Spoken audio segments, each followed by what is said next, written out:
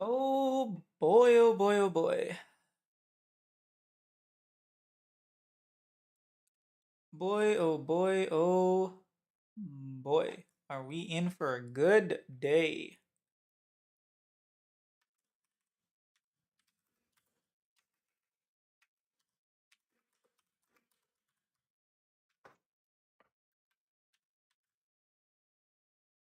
On.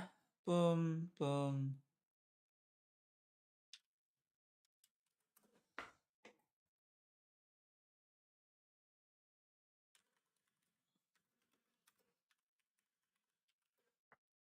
Okay. Go live.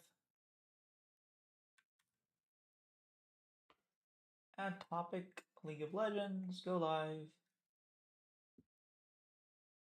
Oh, I'm live already. And then last thing is I want to make sure I'm live on Twitch, which is pretty much the platform I care the least about. But Twitch, I do try to do what I can do. I have 23 followers, not bad. Not sure from where or how or why, but I got them.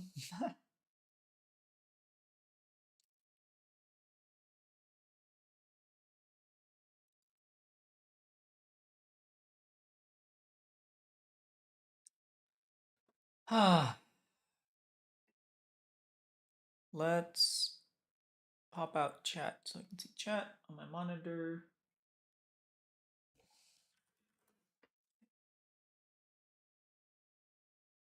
And then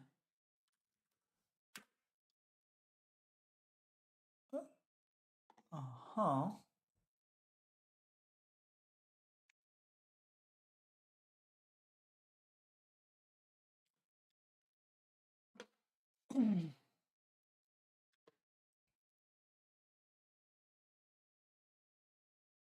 So a lot happened today between Linkin Park having their they called it a fireside chat with Linkin Park. But if you guys don't know, the World Championship is going on, and tomorrow is the finals. Actually, I'm gonna wait until a few more people actually show up. Because I don't actually see anyone. At least from my side, it's showing that no one's here. Uh, yeah, I can't really see anyone. So I'll wait a couple minutes and then I'll start talking about what Riot revealed. They revealed a bunch of cool stuff actually. Um, yeah, we'll go from there. Uh,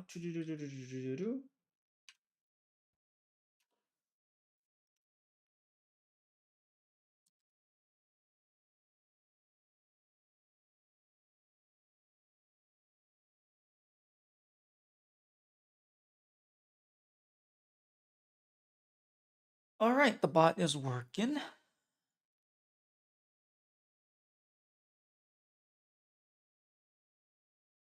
Uh, um, yeah, today was a lot of news. Actually, funny. Okay, I'll start off with stuff that doesn't actually matter. Oh, what is this? Oh, I thought that was League of Legends. Man, it's not League related. Cubby has this funny tweet where he says, Washington, and we will work with our great Americans to build an expanded league including all continents. Brilliant, sir. So will we have a North and South division? Yes, and they shall have their own leagues that will come together to interact when important, with the full league known as the League of Legends Champions of America, or the LTA for short. But, sir, there is no word that starts with T in the title. Why are we calling it LTA? Because freedom. And what about Central America? They will be represented in the abbreviation LTA. It's a funny little tweet, but he should have just ignored what he said. But yeah, yeah. So funny story. The way Riot Games does their international events is very different than the way Riot Games does their local domestic leagues. As far as I'm aware, with the LEC and the LCS, you use Discord for all interviews, which I know is a fact. Now, maybe they do that as well in the LCK and LPL. I have no idea, but I can only talk about in the West, right? I need to ask actually for the LC for CBLOL.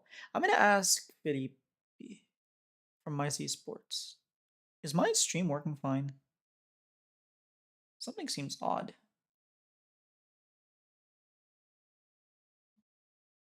Okay. Let me make sure stream is actually working. For CBLOL. I'm gonna ask Fitty from My C Sports. Looks like it's working. Anyways, where was I? Yeah, so the way domestic leagues work is that you use Discord, and through Discord you kind of do the interviews, you schedule your interviews, everything is kind of sort of done through Discord. But when it comes to World Championship, when it comes to MSI, when it comes to these bigger events, international events, they actually use Zoom. Yeah, working fine. Hey, Diddley. That's a cool name. Diddley. Um, yeah, I don't know. For some reason, I was looking at the stream and it was like kind of choppy, but it was probably on my end. It looked like the stream when I looked at it again. It was fine. But yes, so the way they use Zoom, and the way Zoom works is very easy. You just have a link. Everybody joins that link, and then all the organization happens on Riot side. They take you in the Zoom, and then they put you in a specific breakout rooms. Like they do all that stuff on their own, right? So, anyways, I checked the time for the media day. So, World's Media Day, there are no games, but there's still a Zoom link so that we can attend remote media, not just like in person media. Anyways, so they post a link. I click on that link, and it says Worlds will start at 7 a.m. my local time. Now, 7 a.m. is 11 a.m. GMT, where they're at, right? So I'm like, okay, it must start at 11. And I go to sleep the night before thinking it's going to start at 7 my time. I wake up like 10 minutes before. I go to my computer, I turn it on, I join the meeting, and I'm just waiting and waiting and waiting. And it says the host has not started the meeting yet. And it says the meeting starts at 7. And then it's 7:05. And then it's 7:10. And I'm like, something is wrong here. So I go back to the announcement and it says 1 p.m. GMT, not 11 a.m. But I'm like, so why did they schedule the meeting at 7 if it's gonna start at 9? Anyway, so I go back to sleep. By that time, I only really had like an hour and a half of rest. But it was quite unfortunate. And then I woke up and then I go a little bit early, and guess what? The host has already started the meeting. They put us in a room and we just it's like super loud waiting music. I think actually it was playing Heavy as the Crown, and then eventually we got into it, and yeah, it was quite cool. We got to see some stuff that I didn't really post. Actually, you know what? I might post it on Twitter. I don't know. I'll think about it. But we got to see some really cool stuff. We got to see the players kind of like do the posing and pictures. Man, my eye is itchy. Against each other, we got to see Shock's fill time, which was funny, but Shock's kind of led everything. And yeah, overall it was quite nice. I think it wasn't what I thought it was going to be. I thought there was going to be Q&A from our side, like remote media as well, but there was no like remote media had, as far as I understand, had no, yeah, we didn't get any. We were only there like attending, but we didn't get to actually ask questions. And that was kind of unlucky because technically I could have just turned it on and went to sleep. Um but obviously I didn't do that. But overall, it was quite cool. I hope to actually be there one day and actually attend, but because after World's Media kind of ends, they actually have an hour where they call it like just happy hour, where the people are just going around drinking and like talking and chatting about the news. They announce all this stuff. There are a couple things I did not post onto my YouTube channel. So you saw the Linkin Park, obviously. We'll get there. But the first thing that happened actually was John Needham. He comes up, he gives a whole introduction on like the World Championship, and I really just like how no one asked Owner any questions today. In general, the questions felt like they had asked countless times already. Yeah, I didn't like that either. I think yeah, I wasn't a fan either. He actually may have gotten a single I noticed that I accidentally clipped out one question, I think. And he may have gotten asked the question, who is LP? Linkin Park. LP is Linkin Park. So they're the ones that sing Heavy as a Crown. But yeah, so John Needham makes his remarks. Their remarks were about 10 minutes long and they were very neutral. Like they were restating the obvious. It was nothing new. It was basically him saying, we're so happy that every region has had more viewership than last year.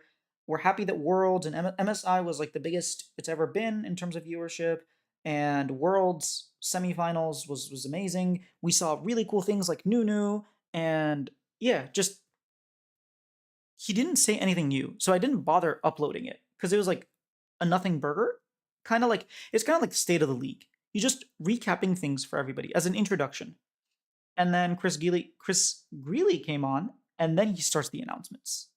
Bro, I'm dumb. I thought you were talking about a champion. What champion could have L and P? I mean, you'd have to go to all the champions that start with L, like Lysandra, Lilia. I don't think any of them have P's in their name. Lee Sin, uh, Leandries is an item. I can't think of more champions with the letter L that start with the letter L. At least, wait, there's one with LO, right? La. Yeah, I can't think of champions. Huh. Yeah, for LP, I don't know that there would be a champion. I can see LeBlanc, obviously. You mentioned that. But yeah, so Chris Greeley goes on and he was like, okay, time to make some cool announcements about 2025. And I'm like, all right, what are we gonna hear? They announced the name of the first international tournament as First Strike. And then in the Q&A, so I'm jumping ahead a little bit, but in the Q&A, he mentions uh there we go. In the Q&A, he mentions that they were actually just going to call it lock-in tournament. And he said we already had the assets, we already had all like everything, the branding and everything there, so we were really considering calling it the lock-in tournament, but they didn't.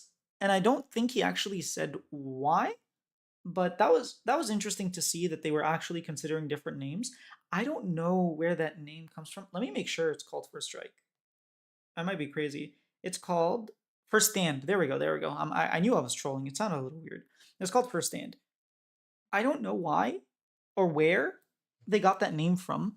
I don't know why MSI is still MSI. I thought they were going to rebrand MSI just because right now it's not really. If you start in January and you end in November, right? Like October, November, that's 11 months. You would generally want, I guess MSI now is more to the middle than it was before, but it's not really an invitational. Um, but yeah, he announces that this first stand tournament will be in Seoul. So he says the city. The city will be Seoul, Korea. What I found fascinating was that he said MSI will be in Canada, but does not say the city. And he says we will announce the city later. Why? I don't know why he's not announcing the city. It makes it hard for someone like me, who I absolutely want to be there. It is like I think, um, like the where Syracuse is and like the Buffalo, like that area where you can go through New York is like an 8 hour drive. Like it's not an impossible drive for me to make. I could just drive there if I really wanted to. The question is, where is it? If it's like in the end of the world, maybe I just fly there and don't have a car if the public transportation is good. Like I have a lot of questions. If it's in Toronto, that would benefit me a lot, just because I think I can get certain ways to be able to like make it easier. I don't know that I can even afford it. Like I have to save up and stuff, but just in general, I'd like to be able to start planning right now, because one thing I would need a laptop. My laptop does not, like, it's a potato. I cannot do interviews. I'd need camera, I need gear, I need so much in order to actually like do that. And if I do want to go and do interviews in person, I would need to start planning from now. So I don't know. They haven't finalized the venue. I find that so hard to believe. It's like normally these things are finalized like years in advance. The name is so weird. What does First Strike even mean? It's just a rune. It's a rune in League of Legends. I don't know why they decided to call it that. And it's being held in Law Park is a little underwhelming. Yeah, I'm a bit confused as to why this tournament exists. Well, the thing is about it being held in Law Park, it's five teams. It's literally just five teams. The idea is we want more international play because the more international play brings a lot of viewership, and we can talk to our sponsors like Mastercard and like these international BMW and whatnot, and those make Riot money. In 2022, I don't know about 2023 or this year. I can imagine that it's heavily profitable, but in 2022, global LoL esports, like international worlds, made money. It did not lose money. The sponsors are huge. Like Mastercard is very happy with Riot Games. You can see they're always doing activations. I'm pretty sure BMW just did like the thing with Faker, and they probably made like $1 bajillion off that. Like they are in good financial position internationally, whereas domestically they're not necessarily making money. So I think they just want more international play and hoping that that seeps into domestic play. And they just want more international events because that's where all the viewership is coming. MSI millions, Worlds millions, like whereas domestic leagues don't get that same viewership. Now I think that's the wrong way to go about it, but I'm not Riot Games and I don't have nearly as much data as they do, so it's kind of difficult. But yeah, the name First Strike from a rune, like if you're gonna use League of Legends names, just give everything a name, right? First Strike, like Arcane Comet, and like what's the other one? The little Airy, like Airy for World Championship, like Aries World Champ. I don't know if you're gonna use whatever. I always say like a name is just a name. McDonald's is just McDonald's. Like what the hell even is McDonald's? It's literally just like what is it? The name of an Irish pub before it became McDonald's. It's just a name. Is domestic viewership growing slower than international viewership? Oh, way slower. Way slower. I think the only place you could argue is the only place you could argue would be LEC, just because it got a huge bump with Casey and like Carmine Core, like Ebuy the co-streamers brought a lot of viewership. So I would say maybe like LCS is up slightly from last year, which is like not nearly as big of a jump for Worlds. The MSI was like 500, like almost a million more than the year before, way more actually. And then like this year as well, it's just yeah, the growth is exponential at Worlds, whereas in the domestic leagues it's not growing as much. I think LCK finals was they broke the records in spring. I don't think they did in summer. From my understanding, LPL viewership is down because popular players like Uzi, the Shy, Rookie, like all these players are not making it to the finals. The teams, the popular teams like EDG, IG, RNG, WE, they're not making it to the finals to Worlds, and so Chinese viewership is down. But that's still like, I mean, I think last year 70 million people, Chinese viewers, just on China's part, watched the finals. So I'm not entirely sure what's going on with China. It's very difficult with the statistics just because they always don't count. People try not to count it because they have their own metrics and whatnot. But yeah, I think they're going towards international. One thing that John Needham did say that I found was very peculiar, and no one really picked up on it, was that 40% of world's viewership came from co-streamers. That is a significant percentage. They are tracking this, and that is a significant percentage because all like your sponsors basically are getting nothing from 40% of viewers. So really, if you had a peak viewership of 4.8 million, it's a little bit more than half that you can sell to sponsors, because the other half, I mean, yes, you see the logo of like, oh, Red Bull Baron Power Play and things like that, but like, I don't know that you can sell MasterCard 4.8 million viewers or 1.7 million average viewers when almost half of that is not actually watching your stream. It's either in a different language or a co-streamer who might be just not even looking at the game during the breaks and stuff like that. So I don't know. That's Oppo as well. Like I don't know. Obviously Riot has those talks with their sponsors. This is way above my pay grade. So I just thought that was very interesting, and I would love to once David comes back from um his vacation and whatnot. I'd love to talk to him a little bit about that and see what his views are on that. Finals tomorrow is likely to break viewership records again. No, yes. So it would need to be. I think viewership record was 5.5 million, around 5.5 million. We would just need. I think if we go to 5 games, we'll hit like the 6 million mark. But I definitely think we're gonna break record viewership, especially because T1 is there. If T1 wasn't, if it was Gen G versus BLG, I'd be like, we would probably stay around that 5.5 million range. But the fact that T1's there, we probably break the record. This is one of the most hype finals. The fact that it's not against Weibo. I mean, Weibo had the Shy, who's very popular, but still, it's not the same, you know. But people are excited. So yeah, we'll see. So that was John Needham's part, and the first announcement, first strike, full fearless. And then he explains that every single region is going into full fearless. There's no the half fearless or like regular fearless. Any champion you play or your opponent play gets automatically banned. And so NACL had full fearless, but games 3 and 4, you only had 3 bans. Games 5, you had no bans. So only the previous champions that you picked were banned. We're not doing any of that. We're just banning and banning and banning. I think the MasterCard presale for the ticket is huge for MasterCard too. Also, a lot of they specifically say the names. As you said, with Red Bull Power Play or featured matchup by Mercedes Benz. Well, the thing is, if I'm watching I Will Dominate's stream, we can't even hear them say Red Bull Baron Power Play. We don't hear those words to begin with. We might see a little graphic, but yeah, it's not the same.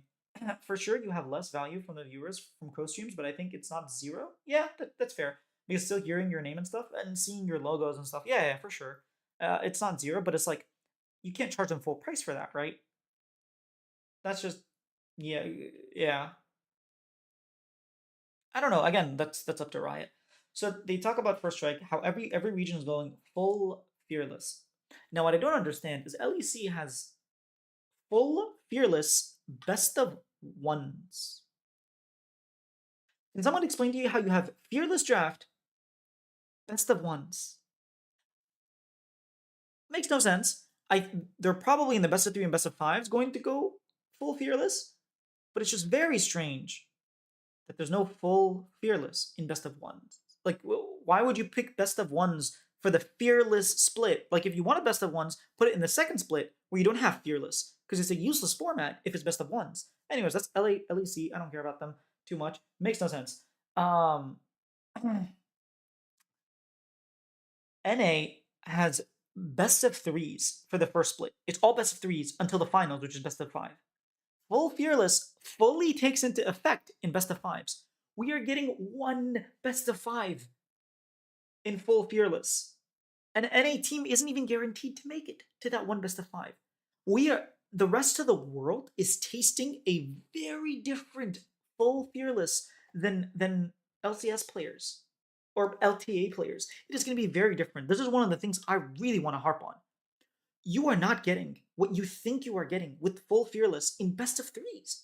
You're not, because you only get 30 champions banned, whereas everyone else, if they go to 5 games, have to have 50 champions banned. In a best of 5, the minimum amount of champions is 30. In a best of 3, the maximum is 30. It is not the same.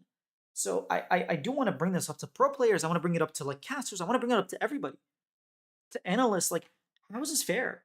We're not under the same playing grounds. And then going into split 2, we're playing best of 1s while everybody else is playing best of 3s.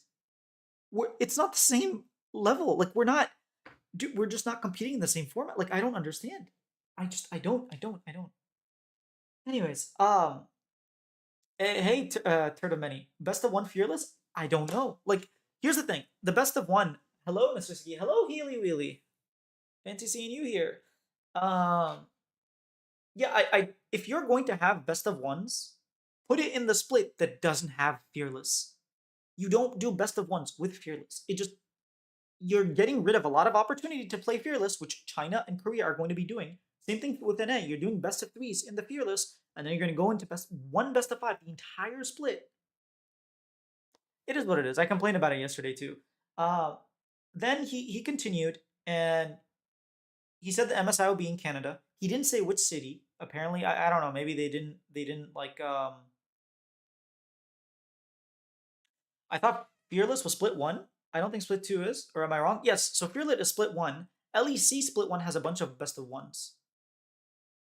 Why are they there? I have no idea. That's LEC. LCS has best of one split two, which is I understand. You put that split two. You don't want to split one, but LEC has like 9 best of ones, if I'm not mistaken, in the first portion of their first split.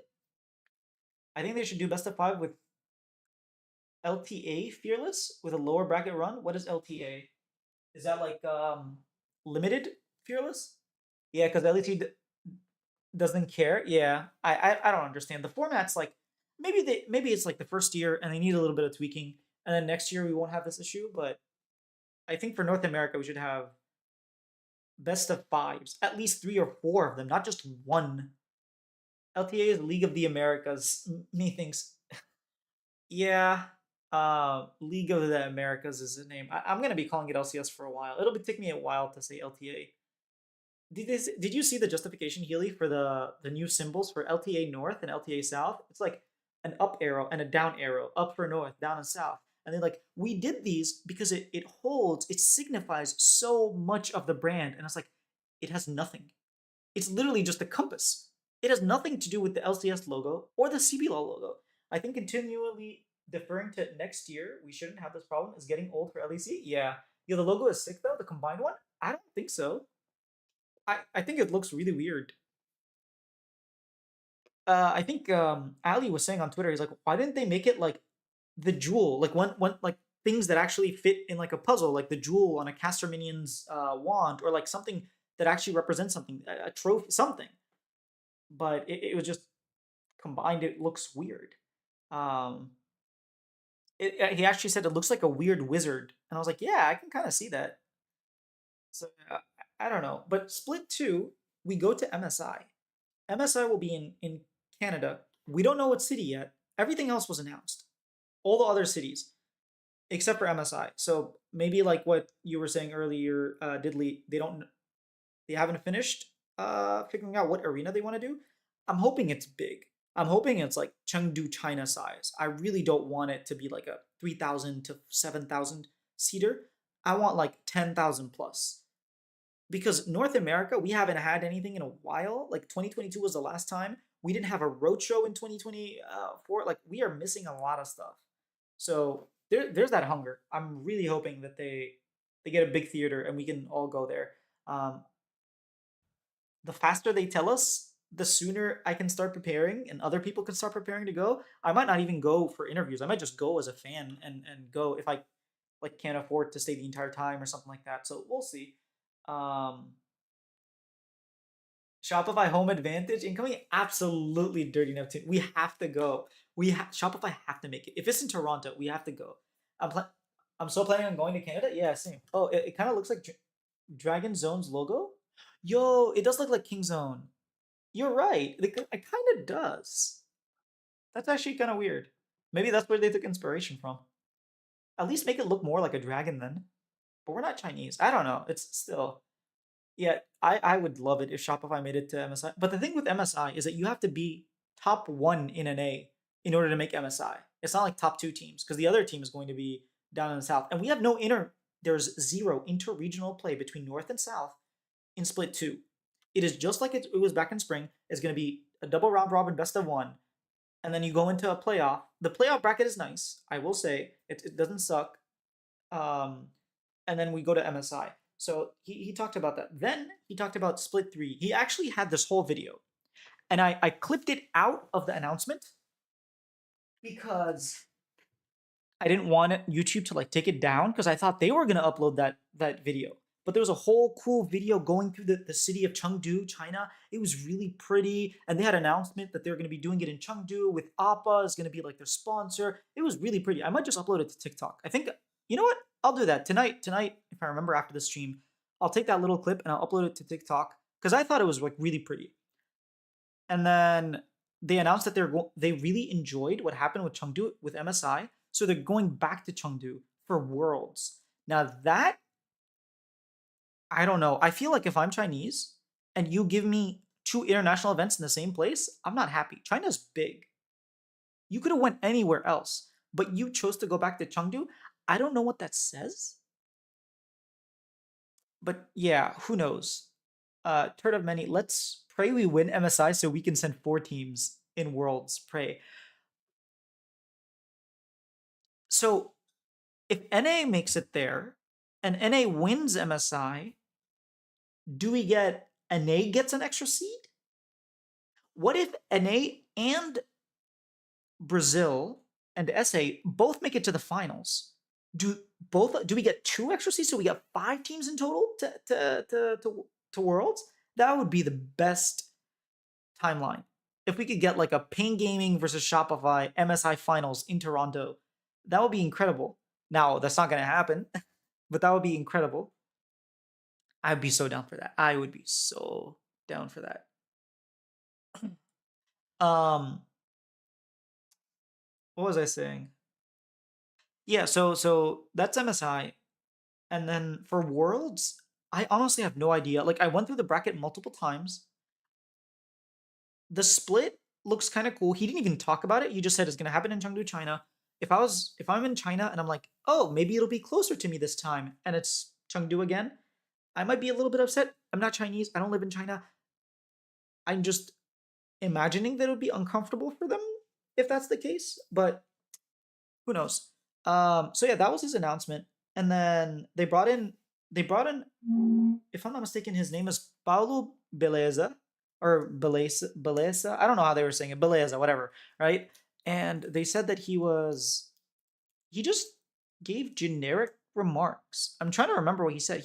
I didn't even upload it because it was like, yeah, we're really excited for League of Legends. We're trying to do different stuff. Like it was nothing substantial that I felt like we should say. Kind of like John Needham. I think the only thing John Needham said that was substantial was the viewership was max viewership according to them was 4.81 million, whereas on esports chart it was higher, like 4.98, and then the other difference was 40% of their viewers come from co-stream. Those are the two main things.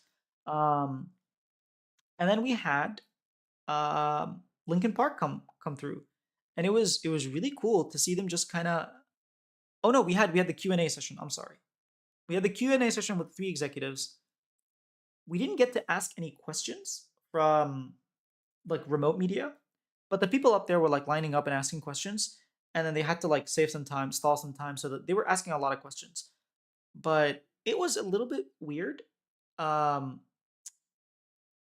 the dynamic was kind of funny, actually, not weird. Chris Greeley gives very long answers that might not necessarily answer the question, but it'll give you a little bit of some information. There was one question where he went on for like 3-4 minutes, and then was like, "That's a long-winded way of saying maybe." Um, so yeah, that was an interesting event that happened, and then the other. Okay, thank you, I guess. Um, the other. So John Needham pretty much just said we're thinking about it, and then Paulo was like somewhere in between, giving vague answers, and we're thinking about it. I don't think we got very much like confident answers. The only thing was like, yeah, we're kind of looking at going to Mexico or going to like Sao Paulo for events like MSI and Worlds and LTA. By the way, I saw your video. Feels bad. Not a lot of journalists were asking other member questions. Yeah, mostly just Faker. Yeah, that was bad. Even there were like some people who went up, and their question was like, "This is to anyone on T1," and it's like, "Who specifically?" "Oh, Faker." Okay, and Faker just ended up answering all the questions. There were questions that I felt like could have been asked to other people. I will make sure that doesn't happen in the post game interview, like the press conference. I'll make sure to like directly, if I feel like everyone's just asking Faker questions, I'm gonna ask someone else. But yeah, it was a little unlucky. It was definitely unlucky. Uh yeah, it was kind of funny because there actually were a couple questions that I think Guma ended up answering or owner, but I accidentally clipped those out because I put them into the translator and then I never put them back in. But still, like you get the gist of it. Um, which don't tell anyone. But yeah, that was on my end. Still, like the questions were pretty much to Faker and Coma exclusively. And then we had the Q&A. Yeah, the one thing was like, oh, we are actually probably going to shop around this new LTA, not just to Korea, but like to other smaller places in the world. So I am hopeful that we can get like cool venues. Like I would be down to go to Poland or Switzerland for this new not LTA, the first strike. Like take it some places. Will they go to like Bogota or like Mexico or I don't know, Argentina or something like that? I don't know, but we'll kind of have to wait and see, you know. Um, yeah. So the Q&A, I don't think there was anything like super substantial. And then in come Linkin Park, and they very nonchalantly announced a couple of things. The first thing they kind of spoiled, also a little bit of arcane spoilers if you don't want, but it's kind of sort of in the title. So if you're here, sorry. Um, Linkin Park, Heavy as the Crown will be in Arcane, but it is going to be a different version. It is going to be a much quieter version, according to Emily. And she was saying how she actually struggled more with the quieter version. I guess because she's just used to being loud and like heavy, and the lighter version was worse.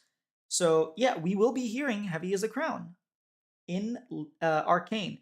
Which, how are you going to make that work? Heavy is the Crown is like a very, I don't know. It just works well with League of Legends, and I don't want it to be just like a random soundtrack, you know? Because like at least with what was the man? I'm blanking. What was the Arcane first song that kept? It wasn't. It was by the people who made Warriors. What are the name? Wait, my brain is actually like fried. Arcane season 1 song. What is it called again? Enemy. Yes, Enemy by Imagine Dragons. There we go. My brain is fried, bro. Um, yeah. So like Enemy kind of, not kind of. Enemy made a lot of sense in Arcane, and I don't know that Heavy as a Crown is going to make. I guess the only thing. Okay. Here's a little bit of speculation. Maybe it's referring to Jace because Jace is trying to lead, and like the crown is too heavy for one person to lead all of what's going on. Yeah, I'm not entirely sure how they're going to fit in heavy is the crown into League like Arcane, but we'll see. Um, so Linkin Park, that was really cool. I know I wasn't there. I wasn't like actually in London watching Linkin Park, but I did think it was really cool the fact that I'm recording this interview, and I thought initially I might have opportunity to ask questions, but like the fact that I was invited to see that first before everyone else, and the fact that I can post that on my channel, like I think it's one of my most viewed. It's the most viewed video I've ever had in like the first how many hours has it been out? Like probably 8 hours. Yeah, it's like almost 20,000 views in 8 hours. I've never had a video get that many. I mean, it's Linkin Park. I understand, but still, I've never had a video get that many views right off the start in less than 24 hours. I think that's pretty cool. Like the T1 press conference got almost like it's like 8.5K views in around about the same time, and like to me, that's a lot on my channel. That's pretty good. But yeah, Linkin Park kind of blew everything out of the waters. Um, I Okay, I am a little bit pissed. I posted the Chris Greeley announcement video on Reddit, and Reddit removed it. And I asked them why, and they never responded. And I'm a little upset at that because I thought that video was going to go. It was the video with the announcement and everything. I thought that was going to be very popular, but it is what it is. I remember Masters Tokyo, maybe bring a Masai or Worlds to Japan. Ooh, I would be down to go to Japan. I mean, I wanted to go anyways. I need to learn Japanese real quick. Um, I would be down to go to like Tokyo, Kyoto, or somewhere like I would be down to go to Japan for 3 weeks or 2 weeks. Also, I don't know how long MSI is going to be. Is it going to be 2 weeks now? Since there's no, I'm assuming there isn't going to be plans. It's just going to be 10 teams that go, and then they're going to have like some sort of 10 team instead of 8 team MSI bracket. Um, Hopefully still double round robin, like super rigorous, super awesome. But yeah, I'd love to go. Maybe even bring my wife and we can take it as a vacation, like maybe 3 weeks of me just doing content, and then 1 week like vacation, go around and stuff. That'd be really cool. I'm excited to see where Riot Games. So my, I'm planning on streaming for a while, so I'm gonna go on a lot of tangents. My vision for 2026, not 2025, but 2026, is I hope that I can grow the channel big enough by the end of 2025, so that when 2026 comes, I'm able to, how do I, I'm able to like monetize it by like getting a sponsor, kind of like what Travis had with Alienware, where they would pay for his travel. I would love for that to be the case, so that whenever I do travel, it's covered. Because I really can't afford to just travel that often, especially if I want to go do road shows. Like if I have to go to LA or Sao Paulo for North American LCS, like that's a lot of traveling. It's very expensive. Um, as you may already know, which would mean I need to do a lot of work at like I need to save up a bunch of hours for travel and my full-time job. It's going to be a grind, but I'm willing to do it. I love this so much and I'm willing to like grind it out. So yeah, I'm really going to push myself in that manner. So my vision is that when 2025 comes around, I'm going to focus a lot more on the shows that I've started. So World's Hot Takes, like obviously that'll be only when Worlds comes around, but I'll try to get a professional player as a guest. 10K subscribers by the end of 2025. You got this? Aw, thank you. Yes, I would love to hit that. 10K mark is an amazing mark. To me, 10K is like the mark that I've always held when this goes from a hobby to a side gig. Like right now, this is just a hobby. But once I hit 10K, I'm planning on like, okay, that's to me, it's just an arbitrary number that I picked. But that's when it's like it goes from like this is a hobby, a fun little thing that I do, to hey, I can take this seriously now.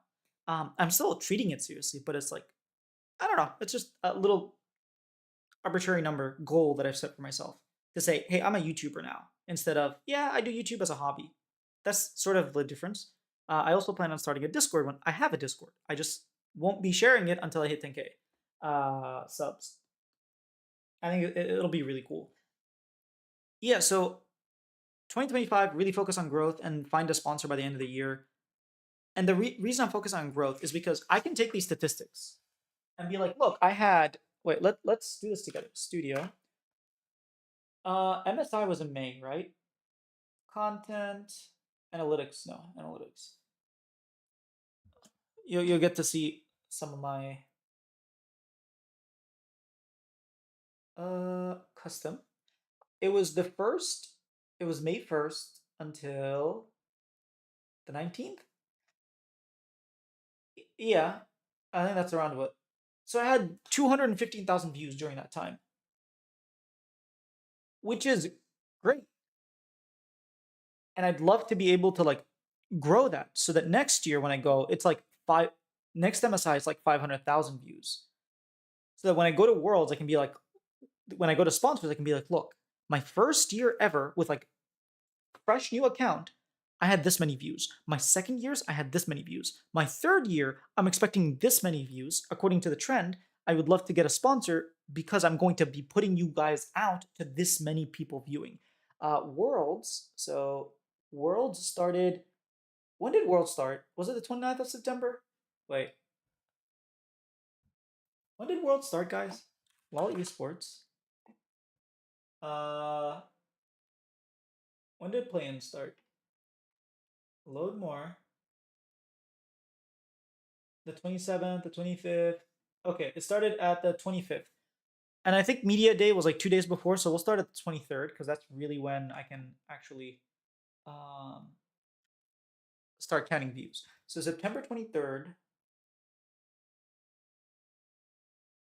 where is it? Oh, okay. September 23rd. Is that really September 23rd? Wait, what? Okay. Why is this so difficult?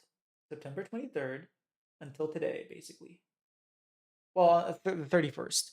Yeah, so in Worlds, I already have 203,000 views. It's only going to go up the next 3 or 4 days because there's already like 30,000 views just in the past 2 days. Like, I'll look in the past 2 days, the past 48 hours, I've had 50,000 views. Oh crap, my headphones died. So yeah, I've had 50,000 views. So I can definitely say like, okay, at the end of Worlds, I had like 3,000, 300,000 views or whatever, like whatever arbitrary number. I don't actually care about the number. Let me open up settings real quick. And I can take those numbers from this year and from next year with the third international tournament and be like, this is like the viewership you're expecting. I want you to send me here, uh, huh, devices, connect. I want you to send me to pay for my trip to wherever it's going to be, whether it's in like New York or yeah, wherever it is. If it's in Tokyo, if it's in Brazil, if it's in China, wherever it is, I'd be able to talk to a sponsor in order to sponsor my content, in order to make enough money for me to travel. Even if I don't make any money, even if it's just like cover my travel, so I'm not losing any money, like I gain $0, I would be so down for that. And then my idea was I would make 3 trips with my wife. So what would happen is, like, let's say that the first tournament, it's supposed to be like only a week long. It goes through 7 days.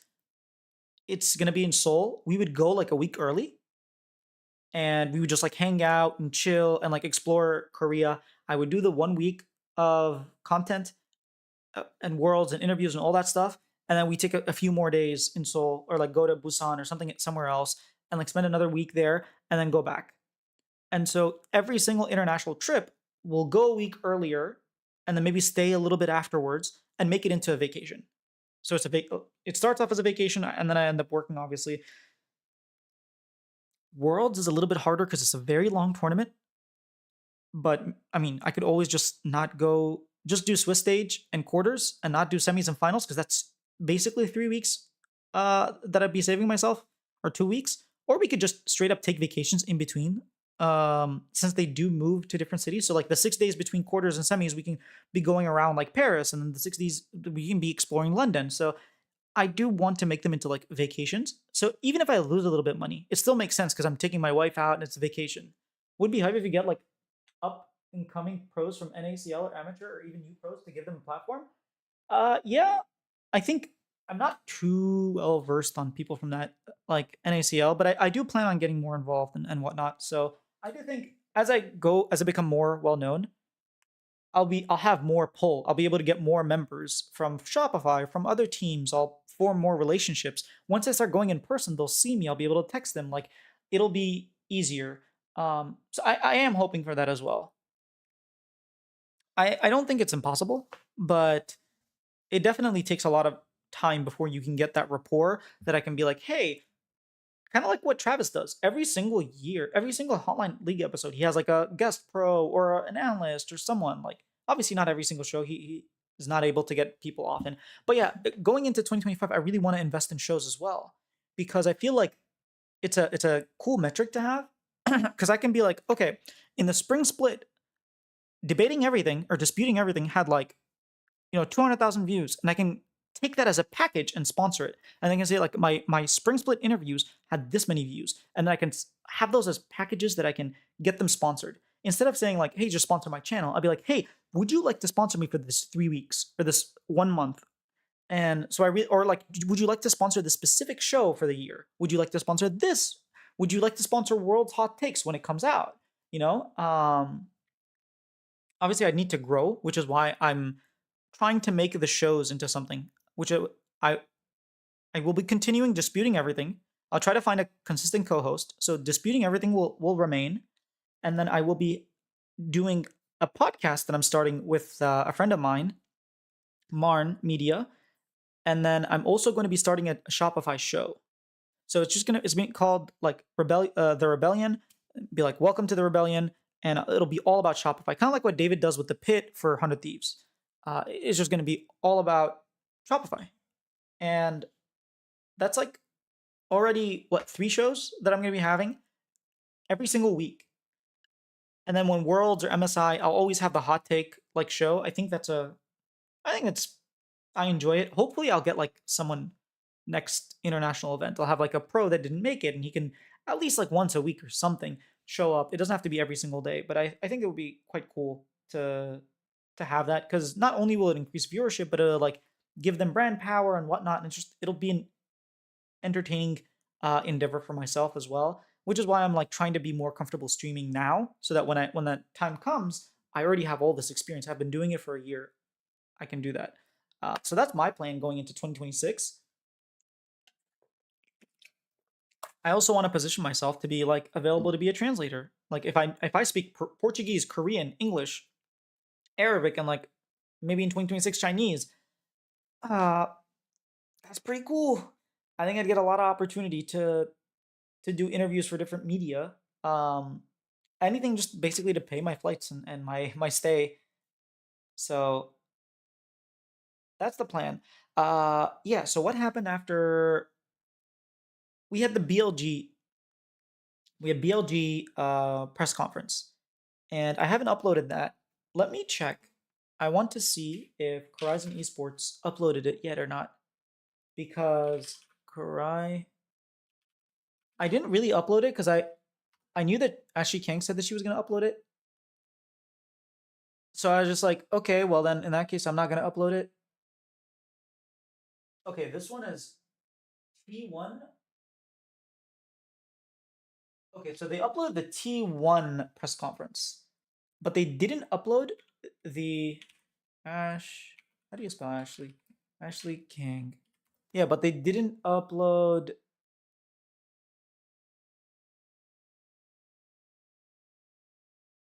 the BLG press conference. Okay, I was just like, okay, if she's gonna upload it, I'll let her do it. But cause she tweeted out that she was gonna do it. But it looks like she's not. I don't know. We shall see though. Do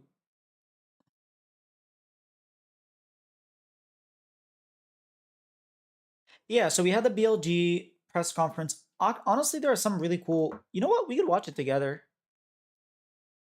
I don't. Yeah, let's do some behind the scenes. We'll watch some of it together.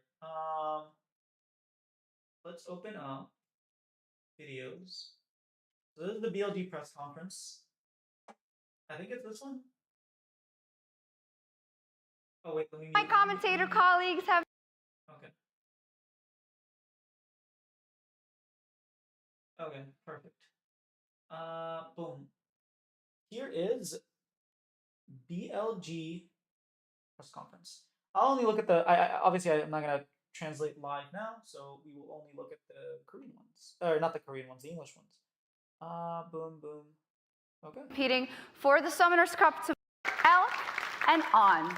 So you will be able to ask questions to BLG, as they've shown us, of course, some unforgettable moments throughout this World Championship. And for the media, once again, like before, if you would like to ask a question, you can form a orderly line at the microphone. Are we ready to kick things off? 고데프터는 안녕하세요. 저는 포머스 박상진 기자고요. 나이트 선수와 빈 선수 두 명에게 질문이 있습니다. Okay, he's asking Knight and Ben. 일단 나이트 선수 같은 경우에는 지금 팀에서 코치를 맡고 있는 이지훈 코치가 예전 2015년 페이커 선수와 같이 롤드컵 우승을 이끌었던 멤버인데. Okay, he's asking Knight about 이지훈. 아무래도 이제 그만큼 페이커를 잘 알고 있으니까 혹시 이지훈 코치가 나이트 선수에게 페이커 선수를 상대하는 그런 마음가짐에 대해서 얘기를 한 게 있는지, 아니면 플레이에 관해서 얘기가 있는지가 궁금하고. He's just asking about like the relationship between 이지훈 and like what he thinks it's. 빈 선수 같은 경우에는 예전부터 계속 제우스 선수와 높은 곳에서 만나고 싶다고 했던 소원. You said that you wanted to meet Ben. You wanted to meet Zeus in the finals. 이 이제 이루어졌어요. 아무래도 예전과는 좀 다른 마음가짐일 테고, 아마 이번에 BLG가 우승하면은 중국 선수 5명으로 우승한 첫 우승인데. It'll be if BLG win, it'll be the first time that 5 like Chinese win. 그만큼 탑라이너로서 좀 더 비장한 마음가짐일 텐데 이거에 대해서 한마디 부탁드리겠습니다. like what are your feelings going up against Bin with that in mind? And then 那 the 如今 answers 你的 gonna be 心愿成真，你 Chinese. 击败他们绝对是 와부수있어 Okay, let's see what he 击败 said. 他们绝对是一个非常激动、非常开心的事情。然后后面说的5个中国人夺冠，我觉得不光是为了 LPL， 也为了我们自己，也为了所有的中国粉丝，我们都会拿下这个冠军。 I heard LPL. Alright. 이렇게 I find it very difficult to understand her Korean. But I'll try my best. 결승 무대에서 T1이랑 맞붙을 수 있어서 되게 저에게는 영광이라고 생각하고요. 그리고 T1은 아무래도 레전드 팀이라고 해서 I think we can in our form we can beat T1, even though T1 are like legends. 이렇게 만날 수 있으니까 너무 기쁘고 I'm really happy that we're able to meet T1. 그리고 저희 5명이 모두 다 LPL 위해서뿐만 아니라 저희도 위해서 저희 LPL 팬분들도 위해서 이번 It's not just a dream for all 5 of us, but it's for all the LPL fans as well. 우승을 To win. 꼭 하도록 하겠습니다. So we're gonna 감사합니다. try our best to win. And then did they not translate for night at all? 안녕하세요. 저 I guess 한국에서 not. 온 OSN 고용준이라고 합니다. 일단 BLG 분들 결승 진출 축하드리고요. Congratulations on making it to the finals to BLG. 뭐 T1을 이길 수 있다라는 자신감을 좀 강하게 표현하신 거로 아는데 Asking about their confidence to beating T1. Let me switch to here so you guys can see me. Ta-da! While I translate. 롤드컵 무대에서는 T1이 LPL 팀들한테 다전제에서 단 한 번도 진 적이 없습니다. 뭐 I 어떤 actually 근거로 이긴다고 stopped paying attention for just a second, but I think what he said was. Wait, let me rewind a little bit. What did he say?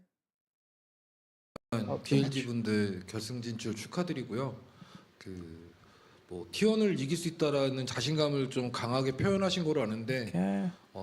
롤드컵 무대에서는 T1이 LPL 팀들한테 다전제에서 단 한 번도 진 적이 없습니다. Yeah, T1 have never lost to LPL team at Worlds before. 뭐 어떤 근거로 이긴다고 생각하시는지 궁금하고 이긴다면 I don't know what Kungu even means. 그 이유와 예상 스코어를 답변 부탁드립니다. All right, if you do end up beating T1, how do you think it'll happen, and what the score will 나이트 be? 선수하고 빈 선수가 답변해 주시면 좋을 것 같습니다. And then you said specifically for 这个 Bin 问 and 题的 Knight, I 话 think. 也是 Or 要 Hulk? 问 I 到 didn't Knight hear. 选 All right, 非常 let's 想 skip 知 a 道你 little 们 bit 觉得能 until 够 the translations come. 때문에 Oh, 그래서 whoa. Okay. 我的胜率是100%，然后我的胜率是100%，然后我觉得明天我们也会很简单的赢下比赛，我觉得我们会3-0他们。 All right, everybody's 네, clapping it up. 먼저 나이트 Okay, 선수 first. 답변 드리겠습니다. 저희 All right, first she's translating Knight's answers. 5명 모두 다 실력적으로 상대보다 잘하기 때문에 그래서 T1을 이길 수 있다고 생각하고요. We can beat T1. 예상 스코어는 3대 1으로 We'll win 3-1. So yeah, he's saying we will defeat T1 3-1. 예상하고 있습니다. 그리고 빈 선수의 And then Bin 답변은 said, 이제는 T1은 아무래도 에어페어 팀에게 지지 않지만 아직까지는 지지 않지만 근데 이번에는 이렇게 볼펜 so T1 have yet to lose to LPL teams at Worlds, yes, but 신화를 깨뜨리겠습니다. 저의 예상 스코어는 3대 0입니다. ooh, we're gonna beat T1 3-0. Okay, Bin. Okay, maybe I should translate it and upload it. Okay, I see you, Bin. I see you. All right, next question. Is it also in Korean? 你好, this is English, LOL okay. Ninja from Japan. My question is for Bin and Eric. What do you think the strength of T1 and what is your plan to beat them? 谢谢. Okay, and then we'll just go to the English part. T1 的长处就是他们和他们交手了很 Oh, 和他们交手了很多次，所以我们这次会和我们之前BO5做的事情一样。 So the question from Alk was, it feels like compared to BLG and T1, we have the similar strengths. All the players in that team was good at the mechanics, and in these 2 years we have faced off against each other for so many times. After that, we're kind of very familiar with each other. So hopefully tomorrow we can really show guys a very exciting best of 5. And the answer from Bing was, I feels like the strength of that T1 is they can really have very smart play inside the games. But in terms of the fights, the team fights, the macro, those kind of stuffs, I believe BLG as a team just be able to do better. And we're quite familiar with T1. We play against of T1 so many times, and we're just to continue the win rate against T1 in the best of 5. All right, dude, there are a lot of really cool clips. I should definitely upload this. The thing is, I think there are a lot of Chinese questions, and I really don't want to use the translator because here's what happens with the machine translation. It just doesn't make sense, and I have to go through the Hanzi, the characters, and I have to find specific characters that is like, oh, he's not talking about like Little Tiger, he's talking about Xiaohu, he's not talking about this, he's talking about Tristana, like, oh, this is probably a typo, like this doesn't make any sense. Oh, this means that. And like I'm doing a lot of like correction, post-translation correction, to the best of my ability, obviously. I don't actually speak Chinese, but sometimes it like the names, it doesn't know bin or WBG or something like it doesn't know. So I do end up doing a lot of work for translations. It's not just click a button, translate, done. I wish. Go ahead. Hi, Anant from the New York Times. This is a question to the full team, but kind of, I think entering this final, the team's kind of seen as an underdog because T1 have great history in this tournament. So does being underdogs kind of give you extra motivation or, just give you a slight edge over your opponents tomorrow? I don't Sorry, really which know question is this for? what that question is Which supposed player? to be. 我们这次决赛，我们在 BO5 的时候也没有输过 T1 BO5，所以说这次很有信心。 So the answer from Elk was for the grand final. I believe it's going to be a very amazing storyline because we face off against each other so many times, and definitely the T1 in World Championship, they can always have the very different performance, and they can always perform so good. And they didn't lose to LPL in best of 5s, but the same for us, we didn't lose to T1 in best of 5s as well. So we have enough confidence for the final. Linkin Park, yeah, thank you.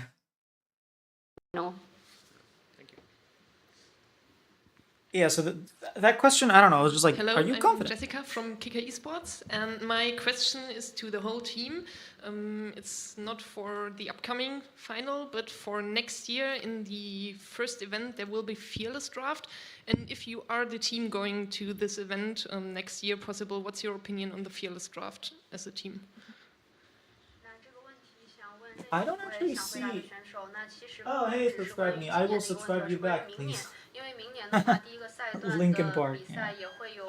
Let's get to the answers about Fearless 应变 Draft. 能力吧，但是因为 To maybe Okay,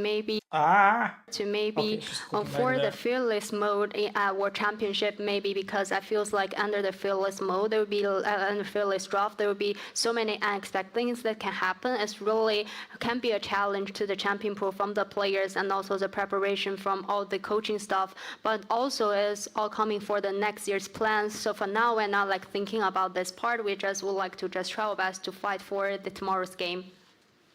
Basically, his answer was like, look, I think it might be exciting, it might be cool, but like, we're kind of focused on tomorrow, which is fair. No, come back. Sharing the jungle position. Oh, this is Jay. I messaged him as soon as I saw Hello, that. this is Jay Silver. Jay Silver Presents. My question is for both Jun and Wei. The two of you have been sharing the jungle position this Worlds. So what have you been learning from one another to help BLG succeed and make it to tomorrow's finals? Skip 30 不管是我们 seconds. 谁打，我觉得都会有 Maybe a little more. 跟选手的风。 Okay, perfect. So the answer from Xun was definitely together with Wei, we share some differences in our play styles. And so from Wei, I can really learn how to do a very stable, maybe macro, and try to win the games with less risky moves. So no matter who's going to play for tomorrow's final, we're just going to try our best to have a good performance on stage. And the answer from Wei is definitely we have the distinguished playstyle difference. And I really learned a lot of how can we fight in the games from Xun, and also learn a lot of mechanic styles, mechanic things from Xun as well. And I really learned a lot about macro. So hopefully we can really have a very good performance tomorrow. All right. I don't think there are to that get the many World Championship. interesting questions after that. But then there's like a bunch of Chinese. 是你们- Okay, this is what I 我 wanted 们 to 在 show. 世界赛 With Wait. T1, so They end up first taking we like get pictures. Zeus and Bin to face off. And, well, we all know what's been said about this matchup. Bin said that he specifically wanted to play Zeus, and now that's just coming taking true. pictures. So I'm really excited to see that matchup. Staring straight into the game. Different poses. Colin working his magic as always. And then fist bumping, I think, is everybody did fist bumps. Awesome. And then you had all the players. Like one jungler versus two. Fist- And then you had obviously Faker and Knight. Wait. Mid lane? Let's go. Faker and Knight. Look at Faker.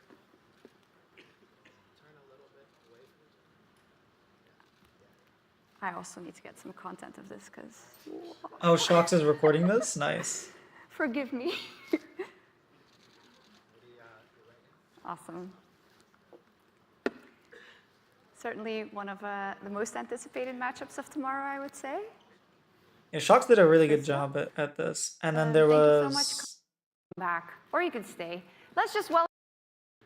Yeah, I'm not sure what was going on here. But yeah, anyways, back to me. So yeah, there was that. There was also, I was thinking actually we could just watch together. If I can open it somewhere. We could watch together the actual address, which I think is this. Our executive panel. Yeah, the Q&A. We could watch together. Because I felt, maybe not. I felt like some of the answers were non-answers. Most of the answers were non-answers for sure. And then obviously you guys watched the T1 press conference, so there's that. Yeah, let's go ahead and watch it. Let's go Our ahead and executive watch panel, though, I would also like to welcome Paul Beleza, executive producer of Your birthday. Okay, so this is I Paul can't wait to Beleza. see the games tomorrow. I'm hyped. And some of you may know this, but League recently celebrated its 15th year birthday. And I have to take a step back and be like, if you had asked me years ago, would I be standing here in front of you watching our game played at scale by professional players? I don't think I would have believed it. So it's quite humbling to kind of see where we are and be a part of this with you all. So League is a special game. I think you all here. That's actually very true. Like the fact, you just think about it, it's a video game.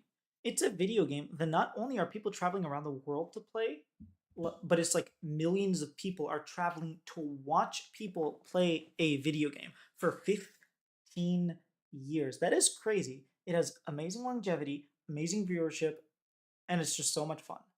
And I think that's definitely something that's like not to be understated, is how cool League of Legends is, and how many experiences and how many stories and how like culture has been affected by League of Legends.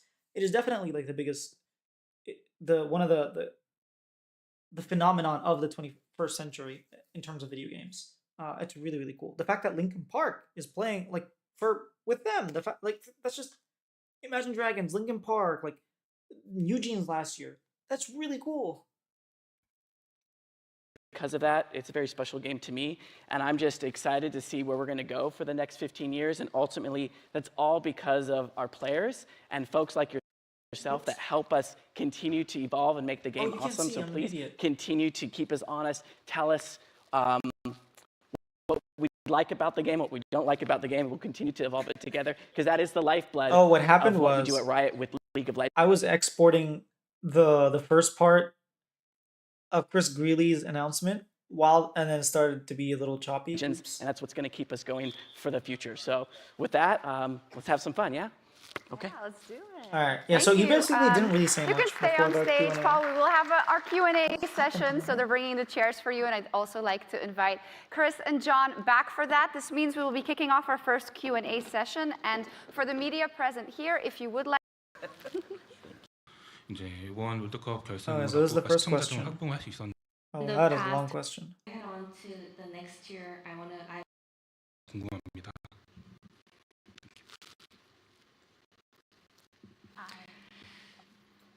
Before we head on to the next year, I have some questions about this year, about Riot Games and Lawless Sports, and also Valorant esports. In the past, Riot Games only have League of Legends as their esports. Oh, okay. He's gonna ask them the difference between Riot Games and what is going on with this thing? Wait, did stream die? No, stream is working. Stream is working. All right. Sport, but starting from last year and this year, I think Valorant esports also found a huge success, and I think Riot Games is doing a great job of managing two different esports. And it's very interesting to me that two sports actually have a very different demographic. So how did you manage to have such a separate two different esports and different fandom and different viewers? And also, I can say League of Legends fans are a little older. So what are your plans or marketing approach to bring more younger demographics to LoL sports? I like this guy. He's asking the questions that he really wants answered. Like he's not just like asking anything. He's asking the hard-hitting questions. That's why I put the title like Riot executives answer hard and soft-hitting questions. I guess I'll start. So yeah, I mean Valorant. I think the fandom around the esport reflects the player base of the game. Valorant has turned out to be the first competitive experience for a lot of players of Valorant. So that audience is in fact very young. The League audience is still young as well, and I think Paul can talk. It really depends on what you define as young, because I do see what you're saying, but I don't know like what do you mean by young? You can just say whatever and be like, yeah, both our audiences are young. Yeah, they're not in their 80s, but like, what do you mean by young? About this more, but I would have loved to know, like, specifically, the majority of, like, 60% of our viewers are between 20 and 35, whereas in Valorant, it's between 15 and 25. Like, just random numbers, you know? We're constantly evolving the game. We're constantly looking at the community. We want a new young generation playing League of Legends, and we are building plans to make changes to the game that will appeal to that demographic. So, I don't know, Paul.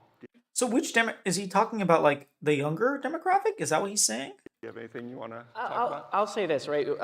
Human beings are always changing their patterns of play, and I think as we as makers of the game need to pay attention to what those player needs are. And I agree. This is something I actually agree with. And I feel like Riot has done a relatively good job at this. At identifying what players want and giving them that, and not doing the Apple way, where it's like identifying what people want and then doing what they think people want. So there are things that I can't talk about today, but I think the thing to say is we're paying attention to those patterns of like what is making it harder than it needs to be to understand League. A lot of things that were true 10 years ago aren't necessarily true today. Okay, let me switch scenes, because that's a big part. A big part of League of Legends. Tô focando. O que é isso? A big part of League of Legends is the amount of champions there are. And a lot of champions have very steep learning curves.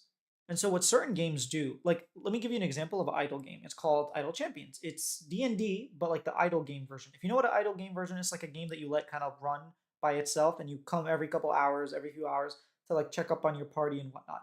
But basically you can play the game offline. They have a lot of champions, but they limit you. They limit you to the heroes and the champions that you can get. And then you can start expanding. League of Legends, as soon as you load in, the barrier of entry is so high. There's so many different champions to play. You can't get used to it. If it was a group of like 15 champions, and then you go to 30, and then you go to 40, and then all of a sudden everything is open, that's a very different play style. And I think that's something that League of Legends needs to implement. If you're new to the game, you should not have access to you shouldn't have to face every single champion in the game. That should not be, there should be 2 top, 2 mid, 2 jungle, 2 support, and 2 AD carry, and then 2 flex. Like, that's it. You shouldn't have access to the free every week, like, champions. That's just too many. And I think Riot has not done a good job at that. And I think that when he's saying, oh, we're not going to talk about this right now, that's what he means. Because how else are you going to remove the barrier of entry? And we're hyper aware of that. And so we're just going to continue to meet players where they are and try to find ways to make sure that the core league you know and love today stays true. But there are different pathways to find your way into it, find your favorite champion, and find your style of play that we want to invest in and will continue to do. That there's also a translation taking part. So we'll stop down for a second. Sure. Yeah, we're going to be waiting for translation, but... Hello everyone, Dominic here from Esports News UK. Thank you very much for being here, bringing Worlds to London again. My question to you is about the LEC Roadshow next year. It was announced that's going on the road. Of course, here in the UK we have Fnatic, we have Giant X. So my question to you is, you know, what kind of possibility would there be of a roadshow event here in the UK? Because we've had MSI, we've had Worlds, but we're greedy, we want more. Oh, we're greedy, we want more. That's a question. I will say, he's just good. He's just the best out of all 3, at least. John or whoever would like to answer that. Yeah, I can jump on that one, and I want to be careful because the entire LEC team is sitting up in the balcony, so I don't want anything to come flying over the side and hit me in the head. I think generally all of our regional teams and the LEC team specifically are constantly looking at what markets make the most sense in any given year to take a roadshow to, and that's based on fan base, kind of last time we were there, and a number of other kind of business pieces that fit together. I know that team is actively... Big key business pieces that fit together. Because they could go everywhere. Like, we haven't had a league event in Katowice in like 10 years or something, man. Looking across all of Europe, including London and the UK in general, to bring events to. I don't think there are any specific plans that they're ready to announce or ready for me to announce in their stead, but they're constantly looking at those possibilities. Basically a non-answer. But the thing is, like, the less roadshows we have, the less you get to bring League of Legends in front of people, which is quite sad. It's a very non-answer answer, but yeah. it's a really solid maybe. It's a really solid maybe. We'll wait for the translation for a second. With a new tournament on the annual, so much for the opportunity. My question goes to Chris or John. I don't know if who is the proper one to answer that. But with a new tournament on the annual calendar, is on the Riot rather to host one of those 3 major tournaments in other minor regions, as for example Brazil or South America in general? I can answer that too. First of all, I love your jacket. I think that one of the things you'll find with First Stand is that it does give us an opportunity to go to markets that we may not regularly be bringing MSI and Worlds to. LOL Park in Korea was a... So basically what he's saying is that... Wait, let's finish this. Great place for us to start, especially... we tend to plan events out years in advance. So see, they planned events out years in advance, which means they already know probably what venue they're going to be in Canada, but they just didn't want to do that. But yeah, the first year is like a test year, so they're holding in LOL Park, and then chances are we're going to be going into like Taipei, or we might be going to like, you know, Thailand or the Philippines or like, you know, South America. We're going to be going to places we haven't been to. I would be amazed if we go to Australia for an event. Imagine Sydney Opera House. Like, that would be amazing. So yeah, I think that's the idea behind this 3rd international tournament. So as we worked on First Stand this year, being able to turn to a very, very talented group of folks at LOL Park to pull the event off for the first year made a lot of sense to us. But as we go forward in future years, we will be looking to go to markets with that event specifically, including markets like South America and Southeast Asia, where we may not have taken an international event in quite some time. So basically, he's confirmed that Last Stand, like MSI and Worlds, will not be going into the minor regions. Last Stand, First Strike. I don't know why it was Last Stand. First Strike will be going everywhere. LP, hey, is that Kite? Yeah. LP is Linkin Park. Linkin Park. So Linkin Park will be in Arcane Season 2. Their song Heavy as the Crown will actually be there. It won't be the same version that they sing for like Faker in the animated video. It'll be a separate version. The idea is like it'll be a little bit quieter, a little bit lower.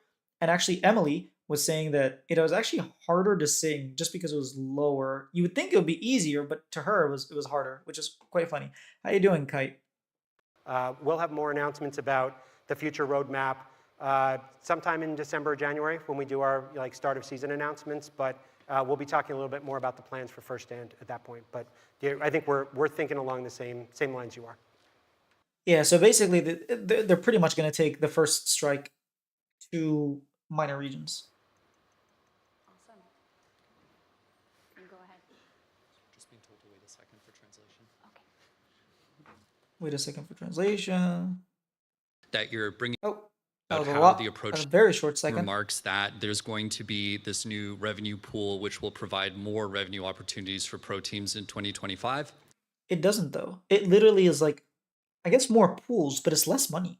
They're straight up getting less money than last Can year. you just share some details about how the approach next year is going to differ from previous years? And are there any lessons from previous revenue sharing efforts like the team logos and such that have been in the game that you're bringing forward into the approach for next season? Yeah, sure. So I'm chilling, gassed for T1 versus BLG tomorrow. Yes, dude.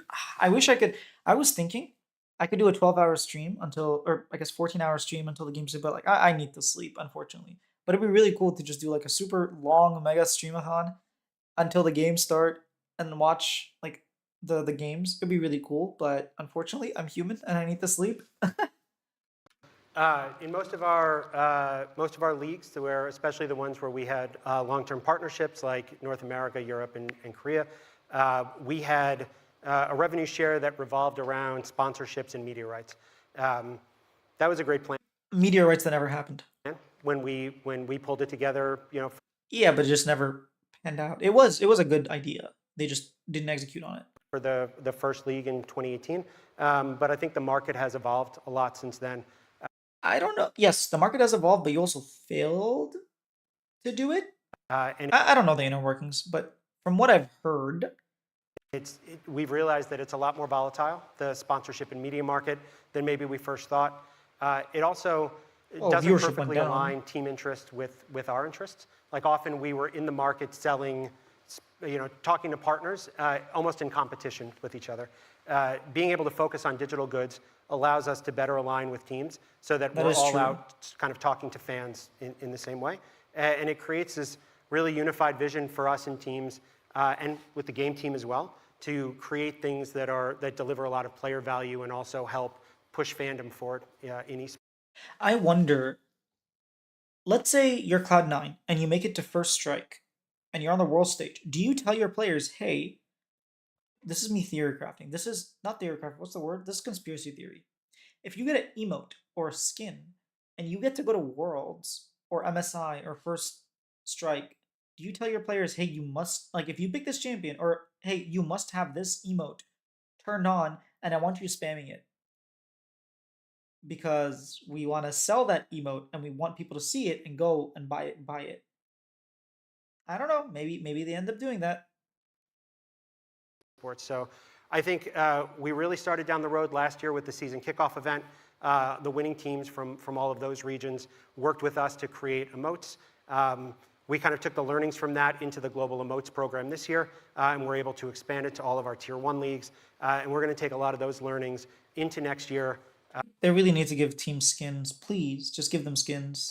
We'll take some of our existing revenue share from the skins that are sold around First Stand, MSI, and Worlds, the world's winter skins and Hall of Legends, and be able to put those together with kind of anything else we were able to release and kind of work through over the next couple of years. Thank you. May I remind both the journalists and the executives to keep the questions relatively short or... Highly doubtful. What are the chances that Riot will release a sequel to The Misadventures of PB Winterbottom? Hi, Travis. Nice to see you. Highly doubtful. 2K owns the IP, but if they ever wanted to make a sequel, I would play that game. So thank you for your question, though. Cool. Pausing for translation. So the real question is to John. We were just talking about digital goods. What percentage do you see the sponsorship revenue versus other revenues versus digital revenues becoming for Riot Esports? Because it sounds like now there's a pretty big move towards digital goods as the primary revenue model. So how do you see that sitting alongside sponsorships, especially as a percentage pool? Yeah. So over the past few years, coming out of the pandemic, the sponsorship market weakened generally. This is a really good question. So first of all, the sponsorship market weakened because viewership dropped and because sponsors got burned. Let me tell you something. Mr. Beast on a sponsored video makes way more money than he did 4 years ago. Sponsors are paying a lot of money. Pepsi is dumping money. Red Bull, like all these companies are sponsoring. It's just League sponsorship money due to what League of Legends did. It's not like sponsors disappeared around the globe. No, they just took their money from where it wasn't working to places that it is working. Just gonna say that. The question's very good. I actually like this Travis Gafford question. I don't think he's gonna get an answer, but I'm glad he asked it. All right, back to the video. With a lot of uncertainties around the economy and just, generally. Okay, yes. I will say once COVID hit, a lot of money was pulled out. That is true. But that didn't last for very long. It didn't last for 4 years. Come on, man. Uncertainty about how the economy was going to react coming out of the pandemic. I think we are seeing a lot more interest from sponsors, like very recently this year. That and is coming true. back to our esports, a lot of new sponsors coming in. So I expect while we've been pretty flat over the past 3 years, we're going to see some growth in sponsorship. But digital revenues have grown a lot more than what we expect sponsorships to grow. We've introduced new products like Hall of Legends. We have the Global Emote program that's launching. We're working on other products with Paul's team as well. Hopefully, fingers crossed, hopefully it skins. Please give teams skins. Deliver around our international events. So we will see Oh, around international events? Okay. Maybe it's not skins then. the dramatic growth rates we've continued to see, and this is one of the reasons why. Sorry, I'll pause, and I'll get into the second part. Let them do their work. Oh, you can keep going. I can It's keep a going? challenge. Okay. Let's go. So this is one of the reasons why we changed our business model, the foundation of our business model, from sponsorships and media revenue to digital. In those times where sponsorships were relatively flat, digital revenues kept increasing. Now with new products, we're really seeing incremental jumps in revenues. And that combined with consolidating our professional leagues to have less teams to share revenues with, we're going to see a really good revenue share with teams. Whatever that We're all means. good. Next one. A little short for this mic. Hi, this is Jay Silver with Jay Silver Presents. Thank you guys so much for being here and speaking with us. My question is for Chris, and Chris, we missed you at Los Angeles, so I'm glad to see you here. I have a question about the two new rebrandings, specifically with the LCP and the LTA. With these new regions that are Oh wow, actually it's like frantically typing something. emerging, there are some teams that have left the organizations and their fans are disheartened, possibly just frustrated that the I wonder teams what have left happened. and now they're left homeless without a team to root for. So Oh my god, did you see what she just did? What does that even mean? What part? Dude, look at what Ashley. my Like question she's for you is, how something can you is going assure on, that man. these fans are seen, Something heard, bad and is going on with frustrated her. that the teams have left and now they're And look left here. homeless without a team to root for. So my question for Something you is, something how bad can you happened, assure man. that these fans are seen, heard, and What part hurt? What part? What does that even mean? Are you talking about the John Needham's answer where he's like, we're gonna be giving teams a lot? Cause yeah, what? Yeah, you're gonna be getting a lot of money, a lot of media, digital goods, whatever that means. recognize, and how can you help them? How can you promise them to have a positive experience with these two new regions? Yeah, I think we spent a lot of time with the regional. First of all, I missed being in LA, so thank you for saying that. I had a Yeah. family conflict, but the games were great and I watched them. So I think we've worked really hard with the regional teams in both Southeast Asia and the Americas on how they're going to transition those leagues and reach the fans who may be John frustrated Needham, not yeah. only about, in some cases, their favorite team not being in the league anymore, but potentially even just about the fact that we made changes overall. Change is hard. We get that. I think there's a couple of pieces, right? One is like and they're different in both leagues. And I promised David to try to keep it short so Shaks doesn't have to yell at me again. In the LCP, I think you're going to see really amazing inter-regional rivalries start to develop across all the countries that are playing there. And we're hoping that if you are a fan, for example, of a team in Vietnam who is not moving on, that you can find a home with the teams from Vietnam that were included, right? You can be a Wales fan, you can be a GAM fan. And you can find that national pride as they go to play teams from other countries in the region. When you look at the LTA, I think you're going to see, and I think we saw a little bit of it in Worlds Play-In, I think you're going to see really incredible nationalistic rivalries form between Brazilian fans, Latin American fans, and North American fans. And I hope that if you are a fan of a team that has left, you're able to find a home with a new team. Like a lot of those pro players are sticking around, they're moving to new teams, and I think that our existing brands and our remaining brands are really desperate to take the message they have and the fun that their fans are having and invite more fans into the tent. But That is the main point. Honestly, I'm pretty much done listening to this. That is what I want to talk about. What are the teams going to do to take those fans of the teams that left? Like, that's what he's talking about. Just hoping that they're going to get picked up does nothing. You actually need some sort of marketing project or something, please. I can tell you the regional teams are always listening. Piotr and Bon in the LCP and Carlos and Mark Z in the LTA, super eager to engage with fans and to find ways to make sure that they're continuing to connect week after week. That's not on I don't know, man. That's not on LCS. That's on the teams. If you're a team and you can't drive fandom, if you're 100 Thieves and you're like, don't be a fan of us, be a fan of T1, TL or C9. Anyways, we want to rant yesterday. I'm going to change stream title because I am ready to talk about T1 versus BLG. I'm bored of the questions. We're not getting spicy answers, so let's talk T1 versus BLG.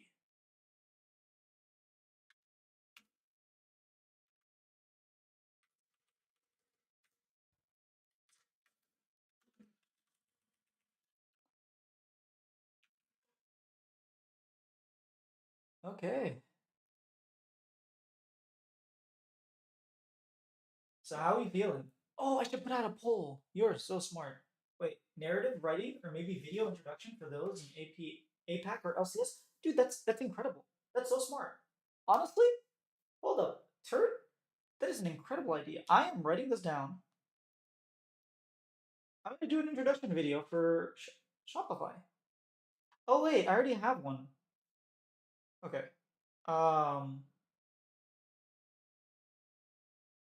So I'll just spoil this before talking about T1. I have a video. So my first episode of the Rebellion is going to actually be like a bunch of really cool moments from Worlds and MSI, and then like the world changing and us having like this whole new format, and be like, Worlds last year was incredible. We've had these amazing stories, but everything's changed. And you might find yourself not knowing where to go. And so whether you're a Shopify fan or not, if you're a League of Legends fan, you're going to want to tune in into what Shopify are doing. Because this is the year we make you into a Shopify fan. So welcome to the Rebellion. Ta-da! So that's like the intro. So that's kind of what I was planning on doing. But maybe I should hit up Shopify and be like, you guys need to make like introduction video on Twitter for like why you should be a Shopify fan. And I will do that. I will also have a bunch of videos. So assuming Fudge contracts join, I'm gonna have a series. So what I did with I'm way better of an editor than I was back then. But I'm going to have one video on Fudge's career, Contract's career. I had like Fake God when he first joined. I made like Fake God, a story of imposter syndrome. I had Zazel, a story of like I don't even remember. Boogie, a story of fear. Insanity, a story of perseverance. I don't remember what all of them. But like for Contracts, it's going to be a story of like perseverance or a story of struggle, a story of pain. For Fudge, it's going to be a story of regret, maybe a story of loss, a story of failure, a story of success, a story of too much success. I'm not even sure yet. But each one's going to have their own story. And I'm going to highlight not their entire story. Maybe for Fudge, it's quite easy in Contracts, but like specific aspects. The failure and then the growth from the failure. For Contracts is something like him crying while being on EG, him succeeding at Worlds with C9 and then like absolutely failing and being on Golden Guardians and thinking he's never gonna have a team again. Like there's very specific elements I want to highlight. So that's another thing to make people fans of the teams. Story of redemption. Oh, dude, you're so smart, dude. Why don't you be my executive editor, man? A story of redemption.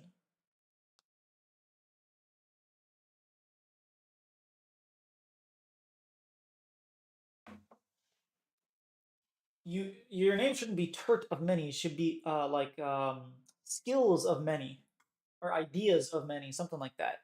But yeah, so I do have some project to bring people into Shopify fandom. But yeah, T1 is going to be playing against BLG. This is probably the second best timeline. In terms of hype, it's probably the biggest timeline. Knight has this opportunity to get revenge. Last year, he got his revenge. He ended up losing to Faker, and then this year at MSI, he got his revenge twice by beating Faker twice in 2 best of 5s in a row. And now he gets that opportunity again. He gets the opportunity to get revenge from Worlds last year in the World Finals. I'm kind of sad we don't have the teaser yet. Let me go to the YouTube channel. Maybe they already released it. I hope they already released it. YouTube. When did the teaser come out? LOL Esports, right? That's where they posted it? LOL Esports. I wish the teasers would come out early so we can get hyped. Okay, videos. Is the promo out? It is. Oh no, only part of it. I don't know that I can watch it on here though. Oh no. That's not the teaser. That's just. Yeah, it's not the promo. Never mind. It's just a cool little like tease. Make them believe it's like. I mean, it has 735,000 views in one day. That is incredible. It's getting 10,000, almost 11,000 views per hour. That's insane. It is World Finals, man. It's World Finals. I really hope Turtle is down tomorrow to hang out with me after the games so we can talk about them. Let me see if he ever responded. Oh?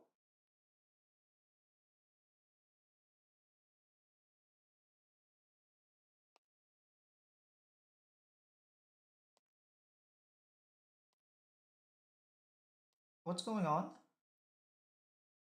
Oh, okay. Never mind. Never mind then. Yeah, we have T1 facing off. Let me change the title name real quick on TikTok.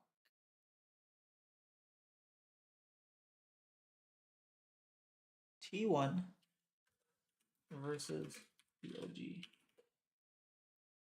Apply.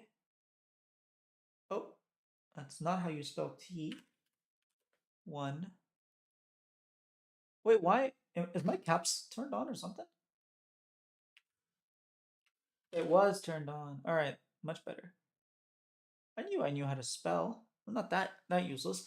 Yeah, we have an incredible matchup, and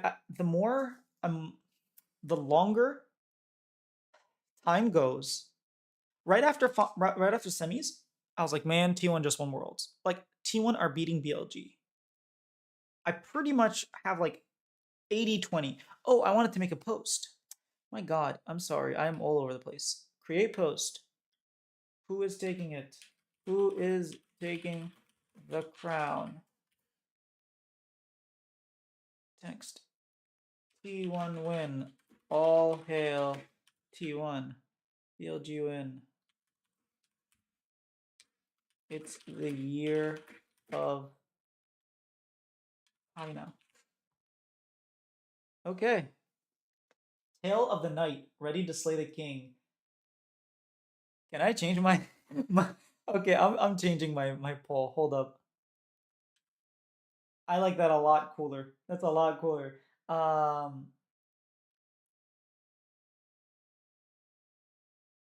Who will win the battle for the crown? Oh, that's not what I wanted. No, come back. Who will win the battle for the... You guys want to see me struggle? You can see me struggle. Oh yeah. I am struggling. Wait, Tale of the Night, ready to slay the king? Yeah, the further we get from semis, the more I'm like, is tomorrow gonna be a 5-game ultra close? Hey chapter, welcome. Yeah, I really do think the longer we wait, I just think BLG are gonna win. Especially in the press conference. I just felt like BLG players were just so much more confident. Like, Knight was like, oh, we're gonna win 3-1. And then Bin is like, we're gonna win 3-0. And like everyone was like cheering. Yeah, I don't know, man. I don't know. Okay. What? Text poll, and then I want T1 win.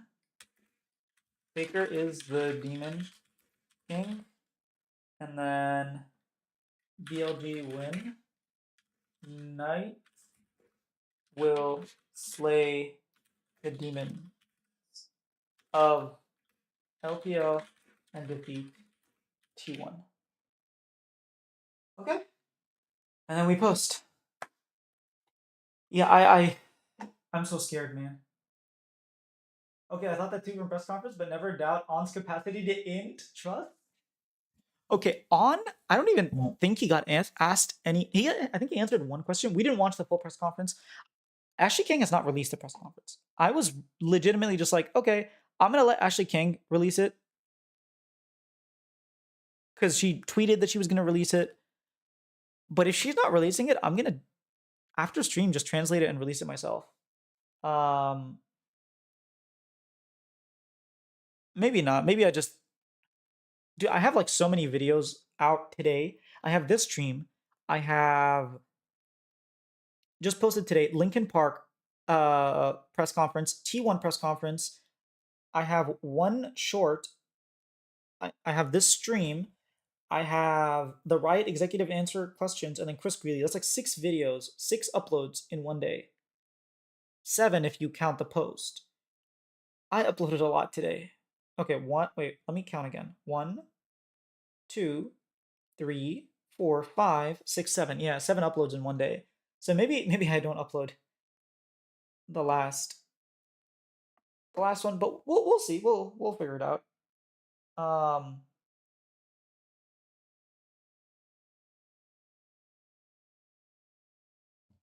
I do want to look at T1 champions.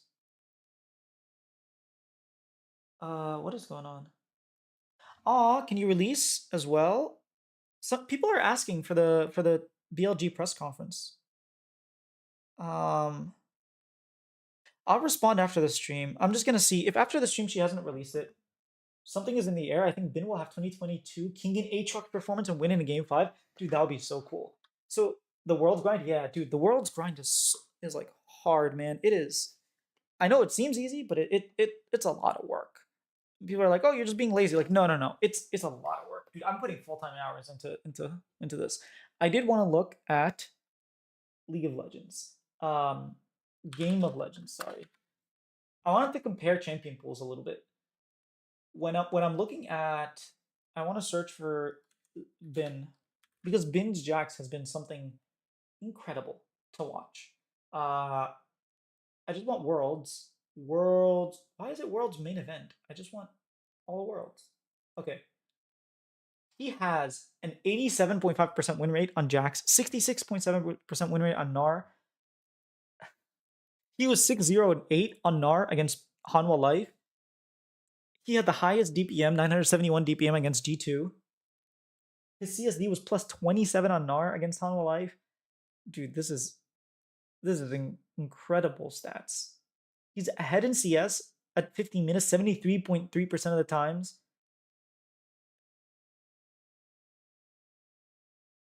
I want to see. Wait, he's only played 4 champions? Guys, he's literally only played 4 champions. Okay, let me hold up. Bin has only played Jax, Gnar, Rumble, Cassante. Meanwhile, when we look at Zeus, I'm pretty sure he's played more. Zeus.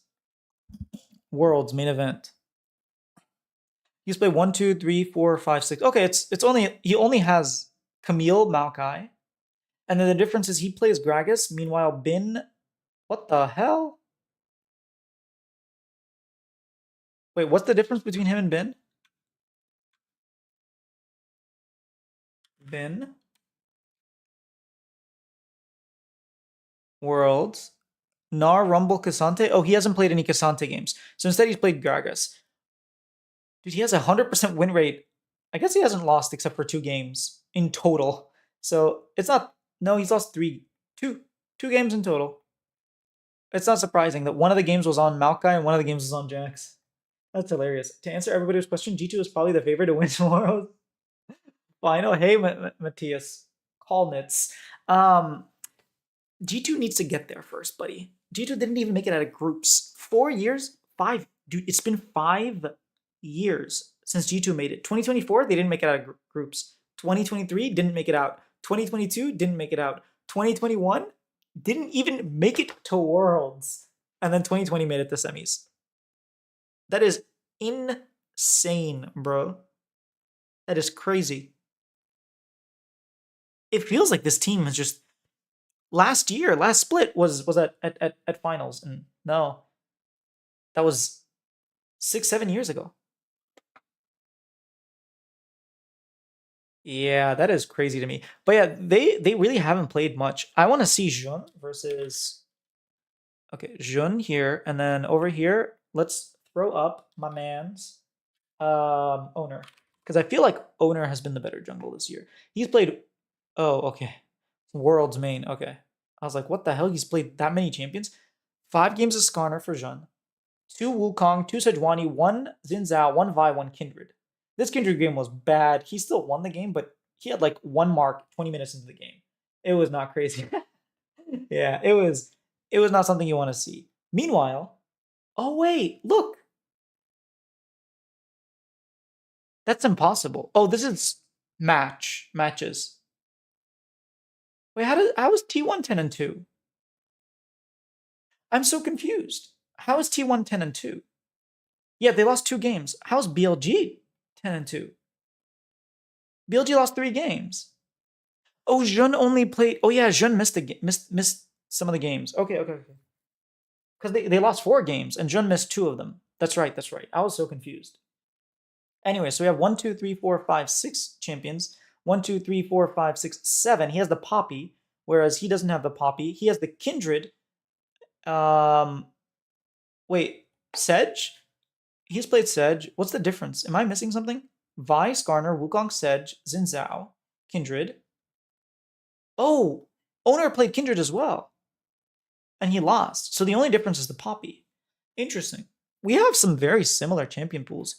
Let's look at Faker and Knight. I think this will be like the biggest difference, right? Faker versus Knight.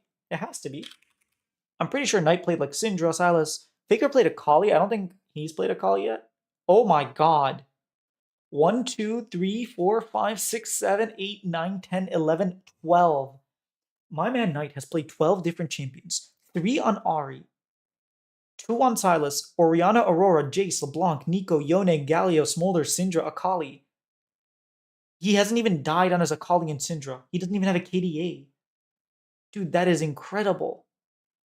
And then Faker has 1, 2, 3, 4, 5, 6. He has half the champions. Dude, mid lane might be a gap. I actually want to look at Chovy. I want to see if Chovy had also a huge champ pool. I'm pretty sure he didn't, but he had the Tristana at least. 1, 2, 3, 4, 5, 6. Yeah, okay, it's over. Dude, it's just gonna be a mid lane gap, no? Isn't Faker just gonna they're just gonna pinch Faker's pool and allow Knight to play whatever the hell he wants? We're not gonna see the LeBlanc. They're gonna ban the Aurora. Jace probably isn't coming out. Syndra, Akali, Smolder, Galio, Yone, Nico, like Orianna, Silas, Ari, he definitely can pull any of these out. He's also been spamming. He's been spamming Seraphine mid. That could be 13, bro. He's played so many champions. I'm excited to see the mid lane champion. Like, whatever his pick is. 807 versus Weibo. 11 up. Dude, what DPM is this? Almost 1200 DPM per minute? That is crazy. 10.5 CS per minute? Okay, let's look at Owner versus Guma. I feel like, Elk versus Guma. I feel like in terms of champion, I would probably say Guma's played more. Guma. 1, 2, 3, 4, 5, 6, 7. And then, 1, 2, 3, 4, 5, 6, 7, 8. He's played the Ezreal and the Ziggs. He hasn't played Ezreal or Ziggs, but he's played Draven and Varus. We've seen Varus, but we haven't seen Draven. MF, he hasn't played any MF. He's not a very good MF player. He doesn't play Zeri. He doesn't play Kai'Sa. So he probably played Kai'Sa. Yeah, he has a bunch of Kai'Sa games on him. So Kai'Sa might be a big priority. Like Ashe Kai'Sa might be a trade. I don't think we're gonna see any more Jhin. He definitely could play any of these other champions. I don't think we're gonna see Jhin MF much, but the rest of the champions, I really think that Elk has maybe a little bit of an advantage. I kind of forgot what the different champions that they play. So I might just say in terms of champion pool. Now On versus Keria is probably the biggest gap. Oh, wrong one. Keria. This one I want to be Korea. This one's China because C comes before N. This is the biggest gap in terms of champion, in terms of play, in terms of everything. Keria has played 3 games of Renata, 2 Rakan, 2 Leona, 2 Pyke, a Nico, a Bard, a Braum game. Did you guys see when T1 banned Braum and then everyone was like, thank you for banning Braum so Keria doesn't pick it? Because Keria is notoriously bad on Braum. I thought that was hilarious. All right. Meanwhile, we've seen the Nico. We've seen the Renata, didn't look good. We've seen the Nautilus, didn't look great. We've seen the Leona. We've seen the Poppy, looked not good. We've seen the Ali, Rakan. Honestly, he looks the best on Rakan. His Rel didn't look that great either. I love how they're showing the personal best KDA 2, 1, and 12 on Alistar as if that matters for a support. His highest DPM was 324. What about Keria? Probably higher because he played Pyke, right? 380. 380, 324, plus 16 CS. Who the hell? Plus 10 CS. 1 CS per minute, 1.4 CS per minute. Okay, vision score 5, 5.2, 5.1. Ahead in CS. Who cares, man? Gold differential actually matters. 15, 300, and he's down gold normally. Ugh. He's 20% of first bloods, whereas 41%. Yeah, I don't know, man. This is a big gap. Vision score per minute 4 versus pretty much the same. Wards per minute 2.27. That's a lot of wards. 2.5 per minute? Every minute? What are you, putting 3 wards backing? Going back, putting 3 wards backing? I guess pink wards. Vision wards per minute 0.6. 0.66. Wards cleared 0.55, 0.42. Interesting, even though he's playing Pyke. You would assume he would have a much higher vision score because you cleared a lot faster. Damage per minute 210. 157, 6%, 9%. I guess he was playing Pyke a bunch. Solo kills 0, 0 pentas. It's funny that they put these like stats for supports.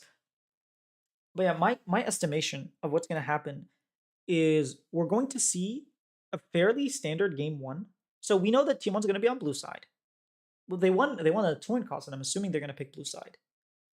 Which means, as BLG, do you ban the Yone or do you give it and say, hey, if you take it top lane, we can play Jax. And if you don't, if you play it mid lane, guess what? Our man Knight has played 12 different champions. He can play. I just want to see this year specifically. How many champions does he play? Actually, no. I'm just gonna look at worlds because that's what I'm comparing to.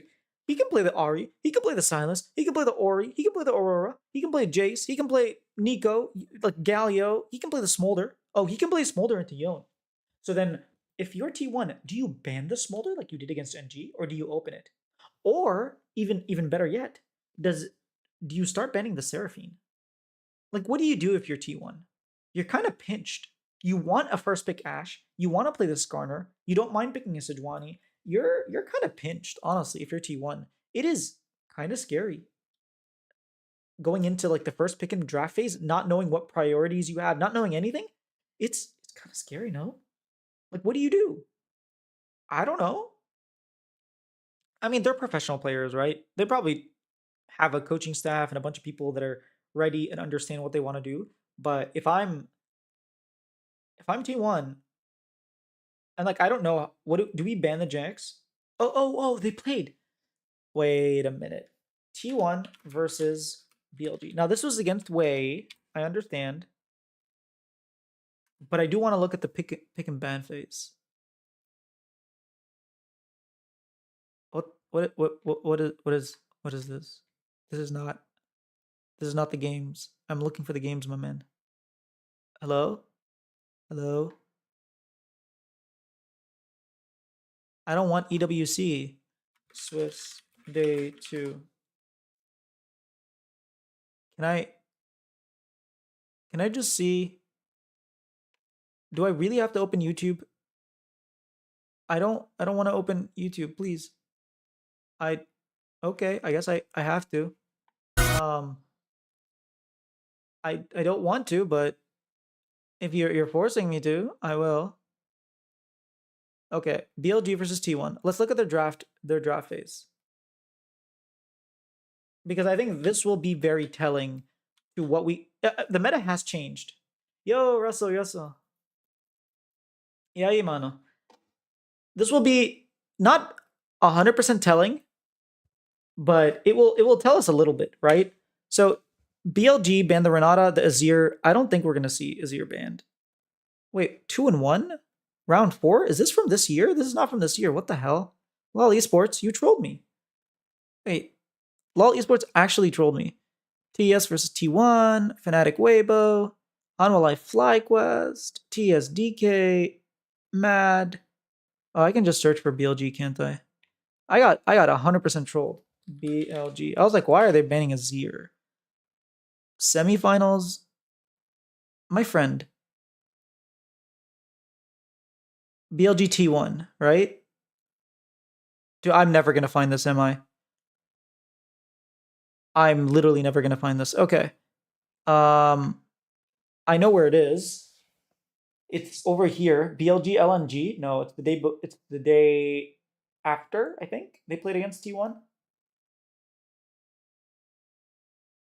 DK, Hanwha, Genji, TS, Fnatic, BLG T1. There we go. My god. Well, in 2022, T1 thought Aatrox wouldn't be an issue. I think for Jax, T1 can play Maokai. But doesn't feel like Jax... Oh my god, that was loud. Doesn't feel like Jax can be countered. They should just ban... Well, they played the Gragas into it, right? I think that's what they did here, if I'm not mistaken.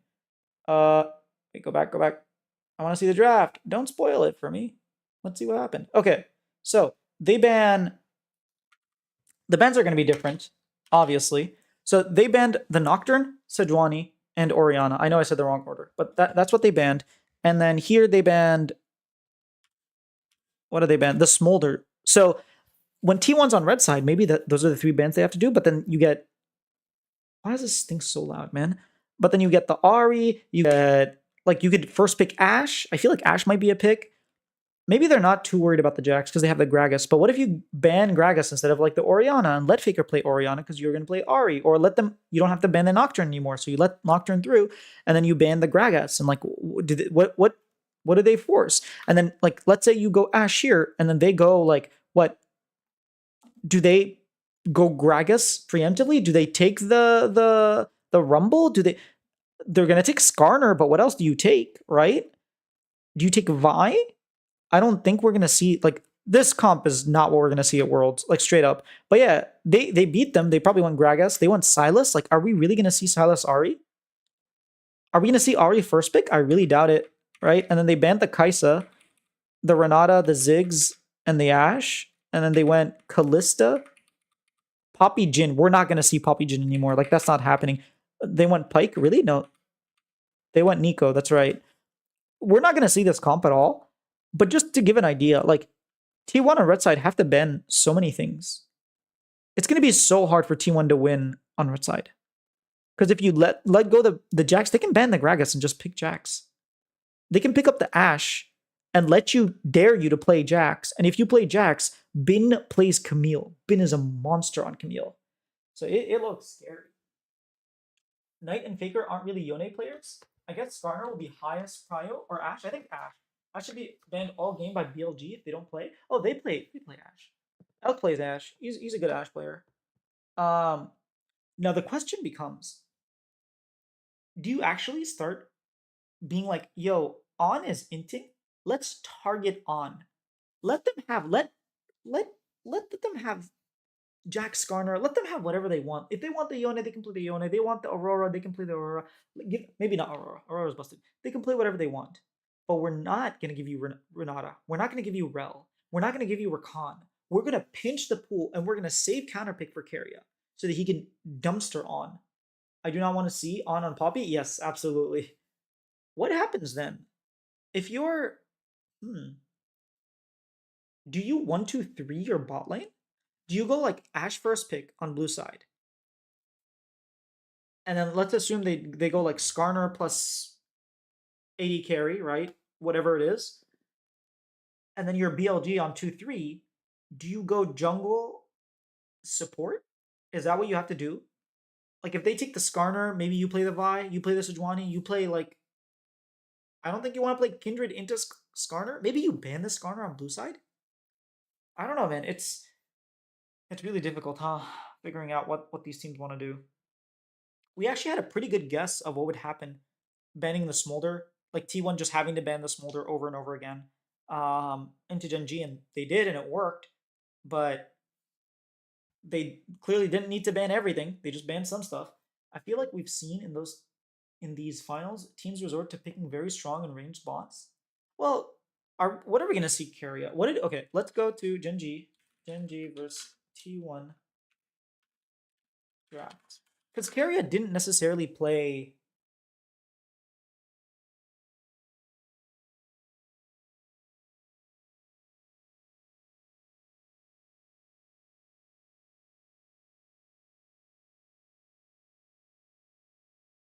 I just want to see the draft, man. I don't care about this. I go... Just show me the draft, my friend. History. Okay, so Keria in the last 4 games, he played a Maokai. He played Pike, I'm sorry. He played Pike. Wait, he was on red side? Oh yeah, he played Pike, Renata, Braum, and Renata. Okay, I mean those are two of them are ranged. And then he's played a bunch of Pike, Nautilus, Leona. He hasn't played that many like Ashe supports. I think Renata's the only real ranged. Lux as well. Has he played Lux this year? No, he doesn't even go Caitlyn Lux. He went Caitlyn Bard. So he's played Nico, I guess. I don't know. I don't know how viable those are. I feel like we've seen these. Yeah, I don't know how viable it is to go ranged top lane like you're used to. Range bottom lane, sorry, like double range bots. I would be very surprised if we see that, because like, can't On just play Blitzcrank or Leona or like his Rakan and he's very happy because you can lane swap. Last year we didn't have lane swaps, so it is a little scary. If I'm T1, I would definitely like give Keria counterpick and pick on, ban his Rakan, ban his Rel, force him onto something uncomfortable because he doesn't look good. he's like the biggest weak. He's the weakest link. If Pyke is picked, I'll be shocked. Feels too volatile for finals. If they're up 2-0, maybe. I can see it if they're up 2-0, but I heavily doubt it. Oh my, dude, people really think T1 are gonna win. It is, wow. 3-0 T1, not even close.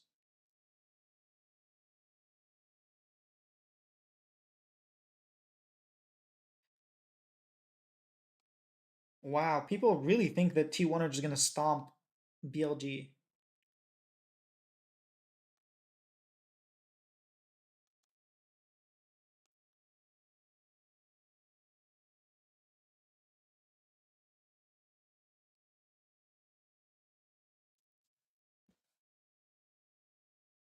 All right, Mr. Yes, sir.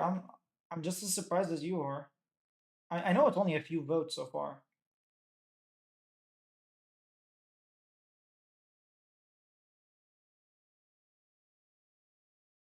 But that's still more than I expected. I'll say that much. I thought it was gonna be a lot closer. I guess maybe it's just fans voting on who they want to win rather than who they think will win. And there are more T1 fans than BLG, at least on my channel, so that does make a little bit of sense. It is so bright.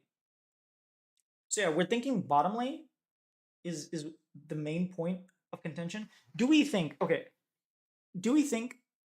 that we will see Wei at all in this series? I would be very surprised. I think they play Jun all games. If they're down 0-2 and they're getting absolutely stomped, maybe you bring in Wei for game 3. Kind of like what happened with IG versus Fnatic at Worlds Finals. They played the first 2 games with Blippo, and then they brought in Soaz game 3. Soaz did fine, like he wasn't getting stomped by the Shy, and then they lost the game anyways. But T1 has aura. I'm not a T1 fan, but I don't expect BLG to win. I will say though, BLG have had a lot of poise despite troubles, so maybe they'll clutch again. I think so too.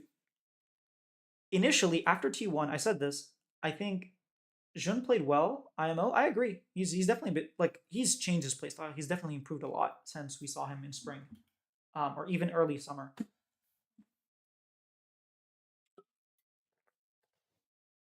Oh, today's Friday, I forgot about that.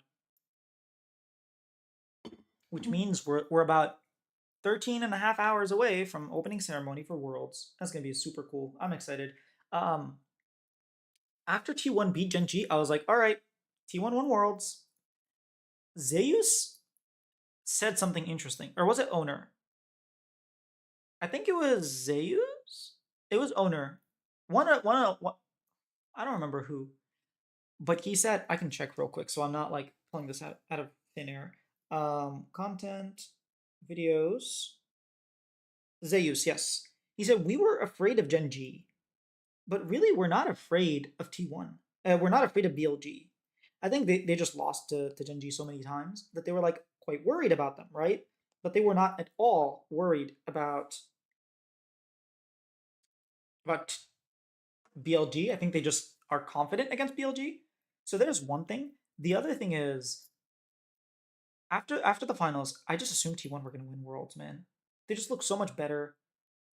They have the biggest gap in bot lane. Like, On versus Keria is the biggest gap. And I have a feeling, like, Chinese players just end up clutching, man.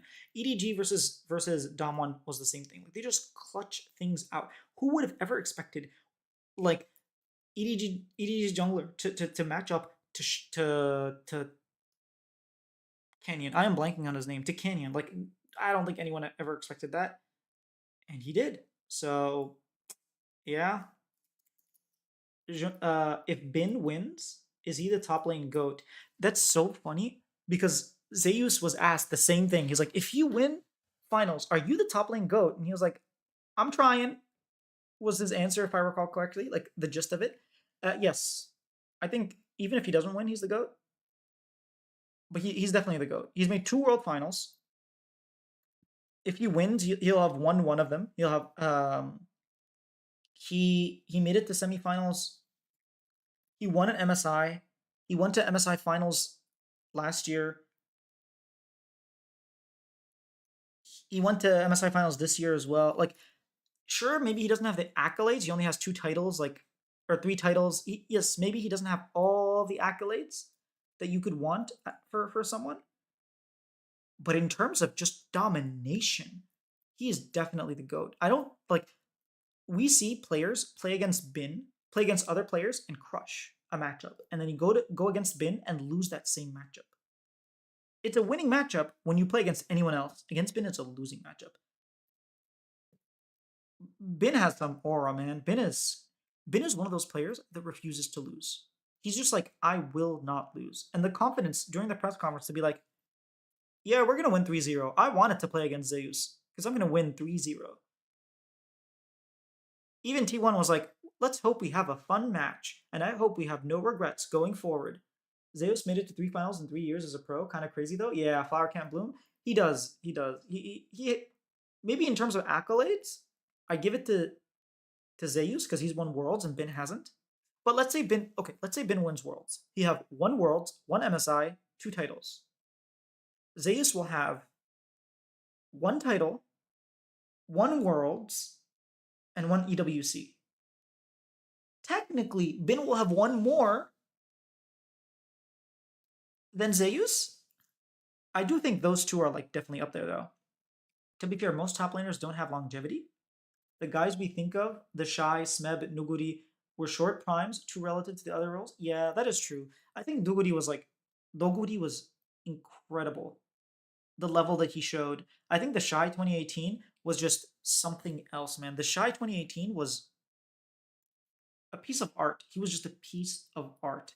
Even 2019, like up until they lost to Team Liquid, which we know now that there was a lot of behind the scenes drama that happened between. Okay, people forget this, but the fastest game of League of Legends was not T1 versus Mad Lions. It wasn't 1647, it wasn't 17, whatever that they beat FlyQuest. It was actually a 15-minute game that IG stomped T1 back in 2019 MSI. They absolutely murdered them. It wasn't even close. Now, granted, T1 played like Sonateric bot lane or something and just got steamrolled by Jackalove. But regardless, that team was the first place, and they picked Team Liquid because they were the 4th place. They were 4-6. They had a lot of internal issues, and they clearly never recovered from it. But yeah, that IG team was incredible. Rookie was phenomenal. Still is a phenomenal player. Jackie Love. Okay, people don't remember. You know how Masu is super hyped up? Or Jojo, actually. Jojo in 2022, when he came in, he was so hyped up, and everyone was like, oh my god, this kid, he's so mechanical, he's amazing, he's winning everything. That's what Jackie Love was when he joined in 2018 IG. Everyone was like, this rookie is insane. He won Worlds in his first season. Like, he was incredible. Then went on to win the next split. Jackie Love was a monster. He really was a monster. He still is. To the point that when they introduced Vanguard, because of his movements, it detected him as cheating, and he was streaming. And then I was like, oh, okay, maybe he wasn't. He's just that insane and cracked, and his APM is that high. Even that semifinals versus BLG, besides the Quinn game, one of the few times Bin looked really vulnerable. The semifinals versus BLG. Oh, yeah, the one with the Shy. Yeah. Dude, the Graves game, the fact that the last game 5, yeah, that was... BLG should have won that, man. They would have been so much better against T1, in my opinion. But regardless, Weibo won. Jiahu writes more stuff in his book of legends. It's crazy how many legends we have that their stories just aren't said and aren't mentioned, and people don't recognize that. I made a trailer for Chovy a while ago during MSI, and I was like, this is the year MSI wins, Chovy wins MSI. And a friend basically told me like, man, why'd you make one for Chovy and not Faker? And I was like, because it's Chovy won. He's the one that won. He's the first seed of LCK. Why does no one ask questions to Owner in these conferences, Lamel? He's the best jungler T1 ever had.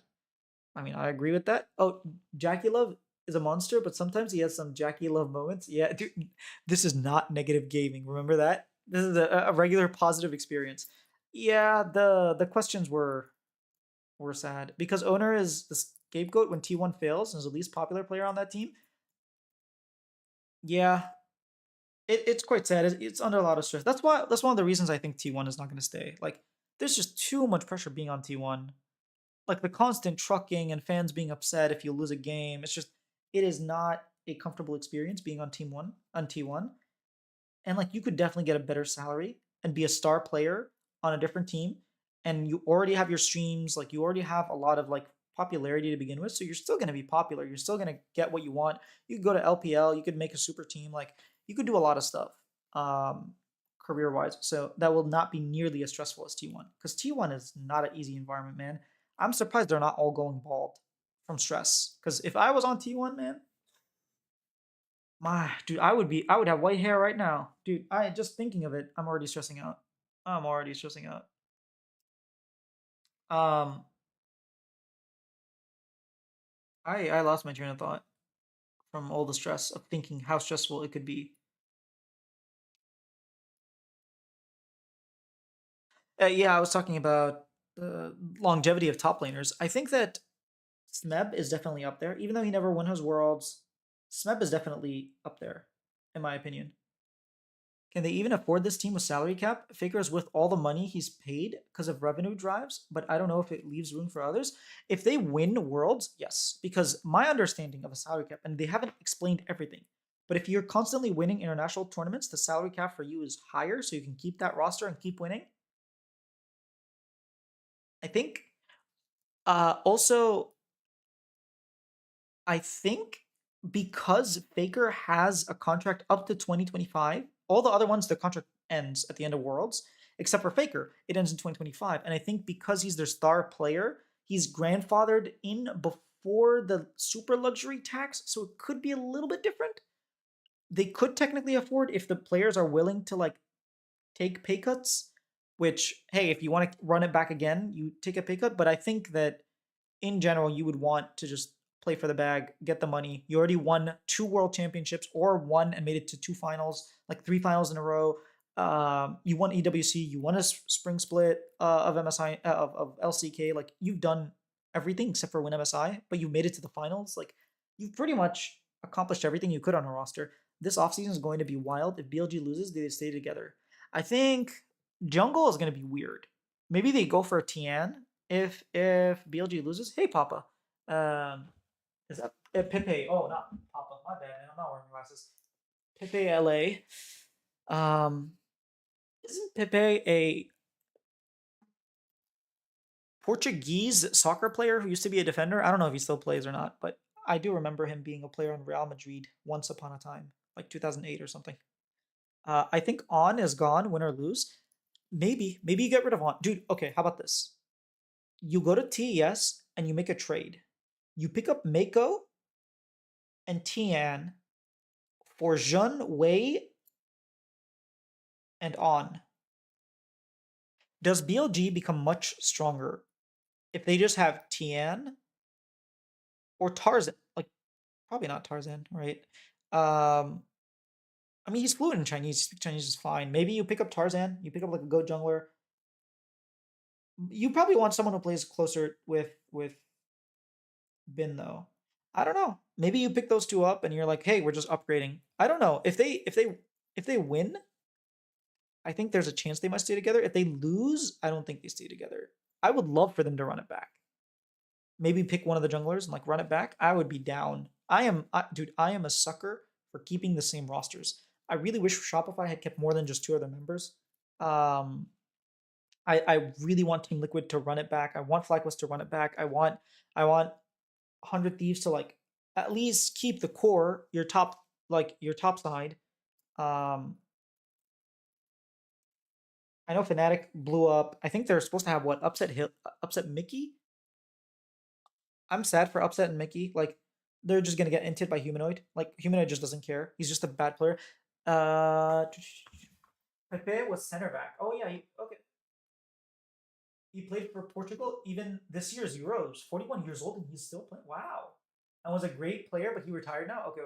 I think Missing is low-key good. Oh, Missing. Yeah, last year he was really good. This year, not so much. But again, he wasn't playing with 369, so they will win LPN with Tian, but we know what happens internationally. Okay.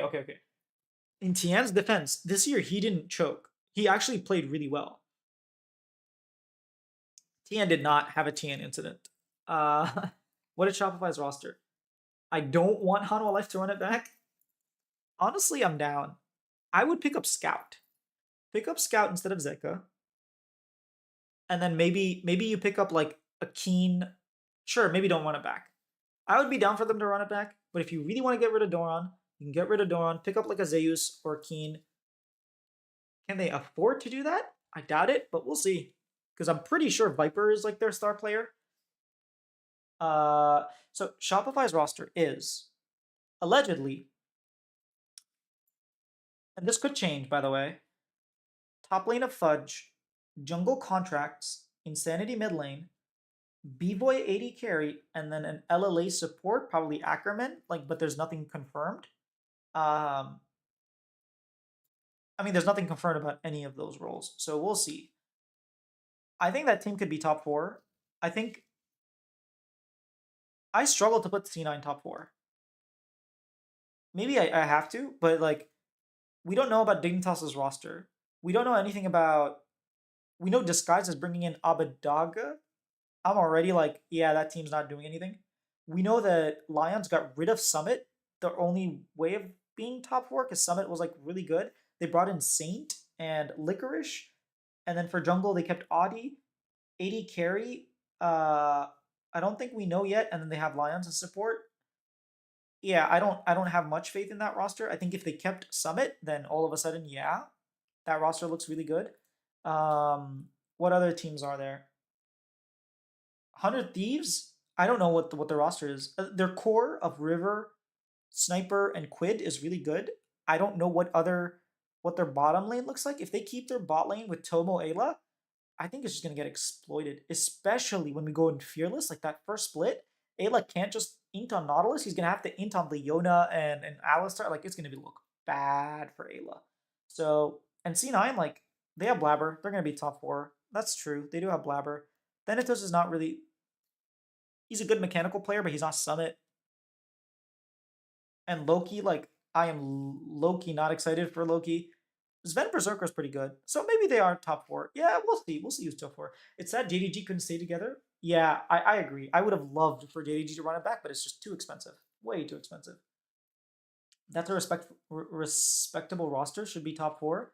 Berserker to 100T. The only way Berserker goes to 100T is if he gets his green card. Because they already have Quid and River, who are imports. So if Berserker gets a green card, sure, Berserker to 100 Thieves makes them a top 3 team. I think I would. Okay, it depends on who's support. If a support is Ayla, I still think you're not good. You're maybe 4th, but definitely it's an upgrade. Can't imagine 100 team making roster changes without a guaranteed spot. I mean, they've been looking for AD carry. That's why they haven't announced anything about their bottom lane, or Sheep Esports hasn't either. I do think it's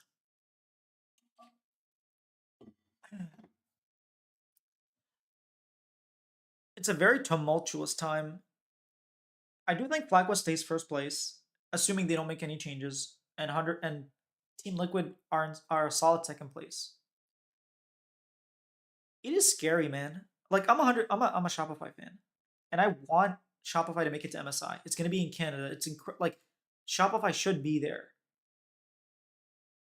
And it just really, really sucks when you only get one team from NA that actually makes it there. We only have one team.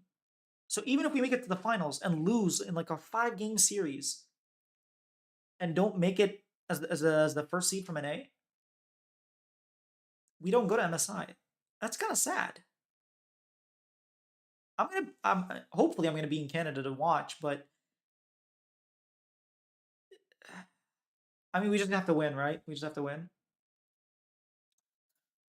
When do they usually do sales for international events? I never saw a league match before. I don't want to miss MSI. They make a lot of announcements before the tickets go. Riot Games is notoriously bad with their sales, so I can't really give you. They sold the tickets a month before World started, in early September, if I'm not mistaken, which was not when you wanted to do it.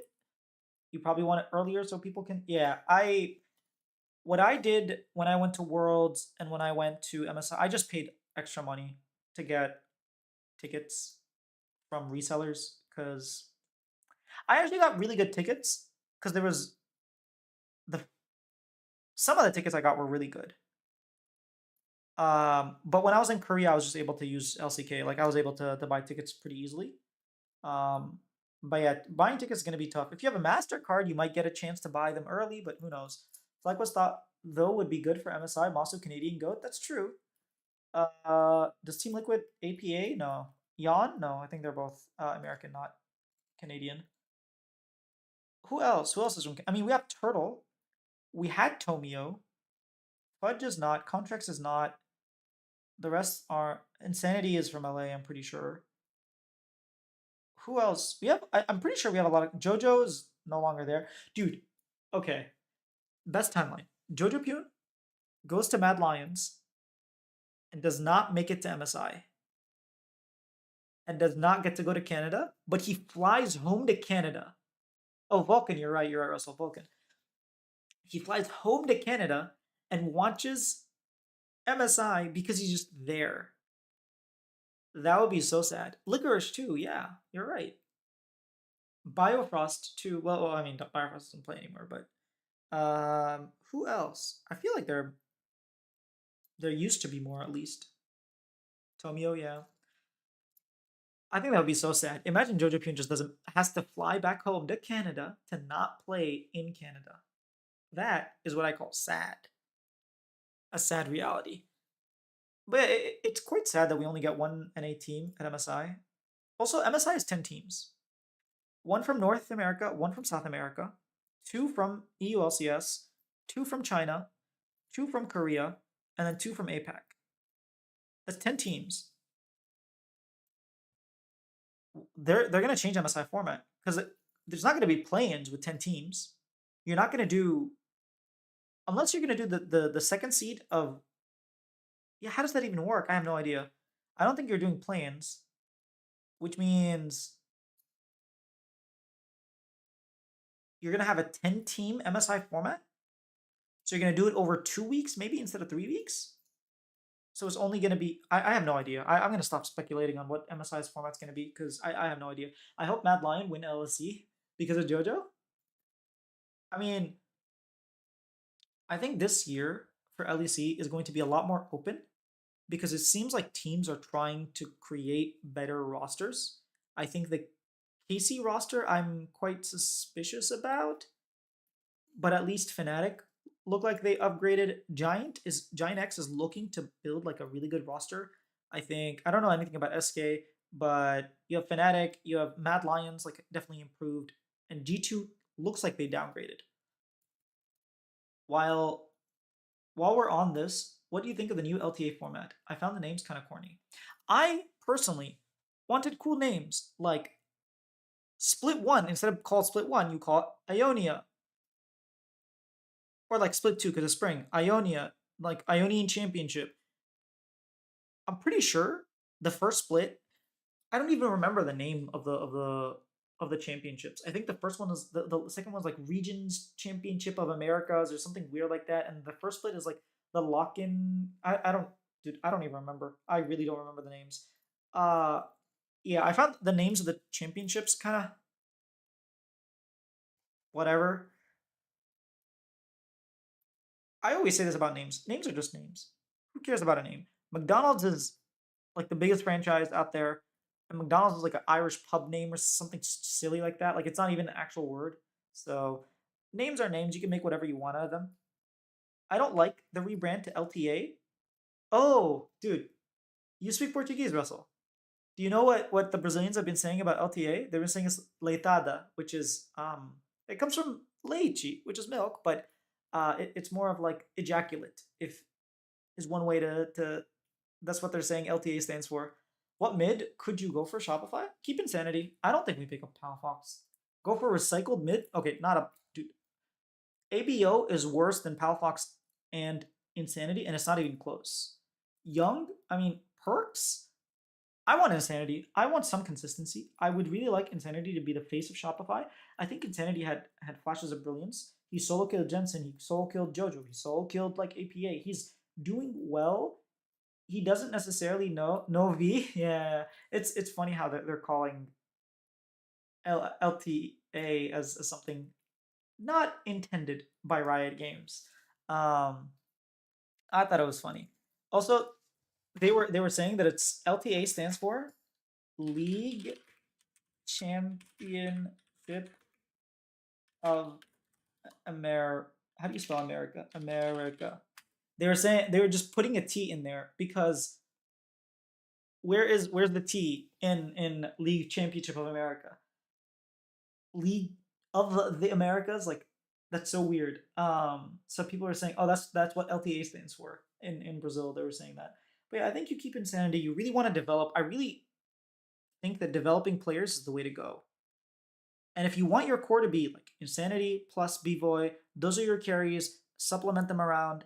B-Boy's shown that he can be a really good AD carry. Insanity has shown that he can have high highs and be very flexible in drafts, especially if you're playing things like Ivern, like maybe Insanity, like maybe we see Soraka mid, maybe we see Rengar Ivern, finally. But LCS is an iconic name. I know, but we'll get over it. I don't like the logos. I know Healy here was like, I like the logos, but I'm just not a fan. Like what okay. Why is it an up arrow for North America and a down arrow for South America, and then you combine them and it's something? Like, why couldn't there be something in the middle and then they're like the borders, something a little bit more creative? And then when I was reading yesterday the article, they were saying that these logos symbolize and represent everything that the North and South America, like the LCS and CBLL used to be. But there's nothing represent, like it's an up arrow, my man. What does that have to do with North America? What does that have to do with South America? With the LCS, sorry, not North America. It's a compass. It doesn't symbolize anything. It doesn't represent anything that used to exist. It's something new. And sure, if you want to be like, hey, we got rid of the old, we're not celebrating the past, but they were trying to say like, we are celebrating the past by incorporating it. And I was like, no, you're not. You pretty much got rid of everything and started afresh. So just say that instead of like getting a ChatGPT response and be like, ooh, look, we are celebrating the past and incorporating the past while we celebrate the future. It's like, well, what are you talking about, my guy? I don't like LTA. It doesn't flow off the tongue, to be honest. But it's just the name, man. I mean, T1 used to be really weird to me. I used to always say SKT, SKT, SKT. Even like till recently, I would say SKT, but now I'm used to saying T1. And like, it happens. I just think that we'll get used to it, and we'll forget LCS was ever like. Well, LEC used to be EU LCS. Who calls it EU LCS when you're talking about LEC like in 2015? You know, double grift. Dude, I like that double grift. Made a good point. When a CBLOL team inevitably beats an LCS team down the line, the rivalries can start. Well, yeah, but what does that have to do with the logo or the name? I mean, I don't think that has anything to do with it. I think that's the idea. They even said like Split 1, it's all about creating hype for inter-regional play. We're sending 4 teams to Brazil to fight, and we're literally, the way it's seeded is first seed NA, 4th seed Brazil, 2nd seed NA, 3rd seed Brazil, and then 3rd seed NA, 2nd seed Brazil, 4th seed NA, 1st seed Brazil, and it's like you're getting 4 matchups that are NA versus Brazil. And hypothetically speaking, it could be NA versus Brazil every single game. Now, I don't think that's going to happen because I'm assuming that NA is going to like upset or Brazil might upset or something, right? LCA rolls off the tongue more than LTA? Absolutely. I think LCA is actually way better. Like League of Legends Championships Americas? League Championship Americas. That's the, yeah, League Championships of America. Like something. What does even LPL stand for? League of Legends? Platonic? O que tá falando?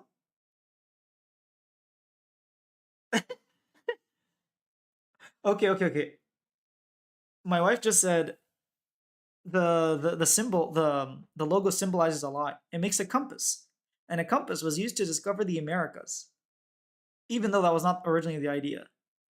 Someone hasn't been to his history classes. I love it. I love it. That's absolutely true. Dude, this is why you're the president and I'm just the peasant. I did want to check, what does LPL stand for? Do we even know? Why more best of ones? I hate it. I hate more best of ones, man. Get me out. We have a whole split, basically spring split of 2023. It's just repeat. LPL stands for.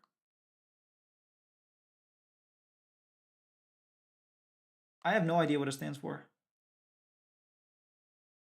Okay, LOL Pro. Wait. LOL Pro League. Ah, that's what it stands for. Okay.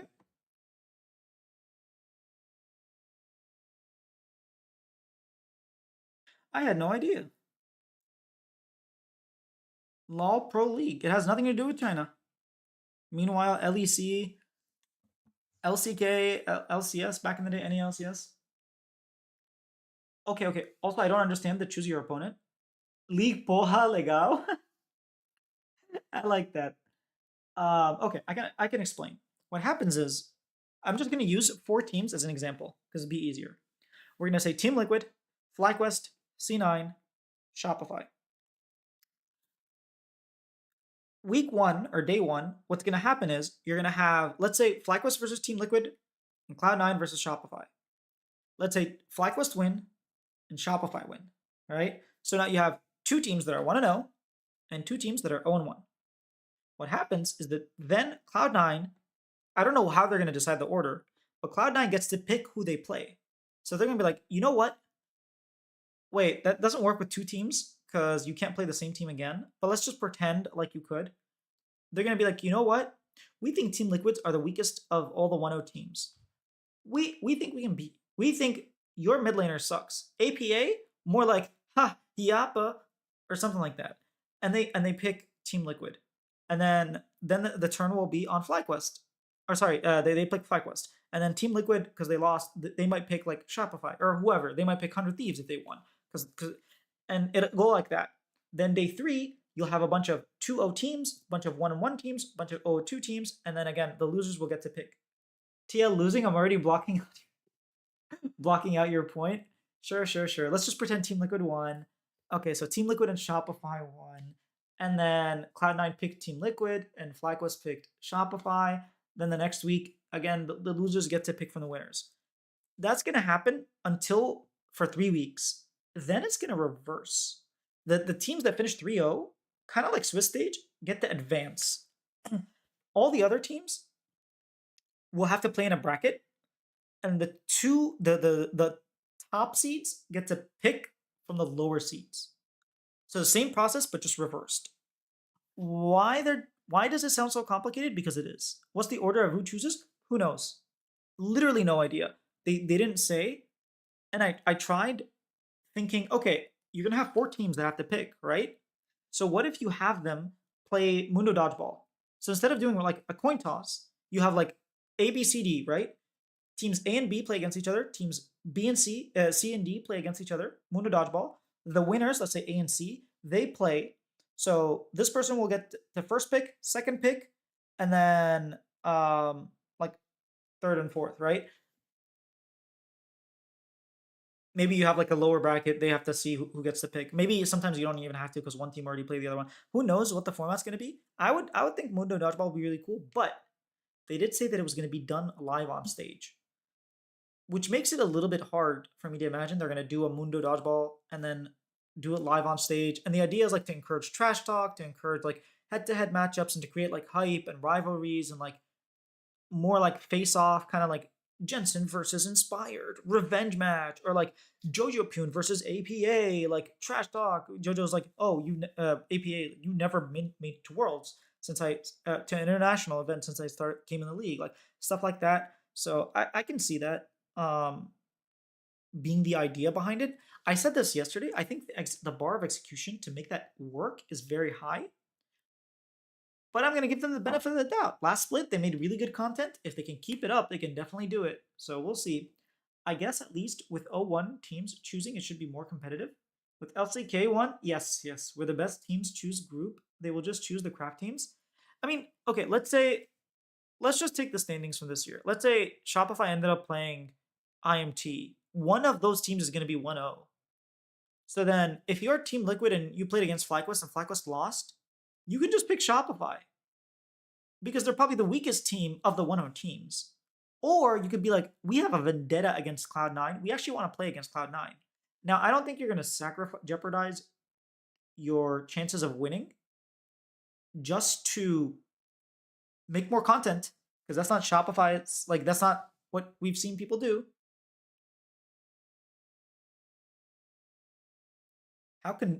Love how you conveniently left the Loud jersey out? What? What do you mean? What Loud jersey? Oh, I didn't even see that. I'll get you a Loud jersey so you look even... I didn't see that at all. I didn't see it, I swear, I swear. Or you can be KT and choose T1. Dude, that was the dumbest choice in history of choices. I cannot believe that happened. Even when they did it, I was just like, what on earth? There's no way they picked T1, and then they picked T1. And I'm like, dude, why do you finish first seed to pick the harder matchup and lose twice to the same team? KT, I'm sorry, but... And that's what happened. They knocked you out this year at Worlds again. It's so sad. I wonder T1. Imagine being T1, losing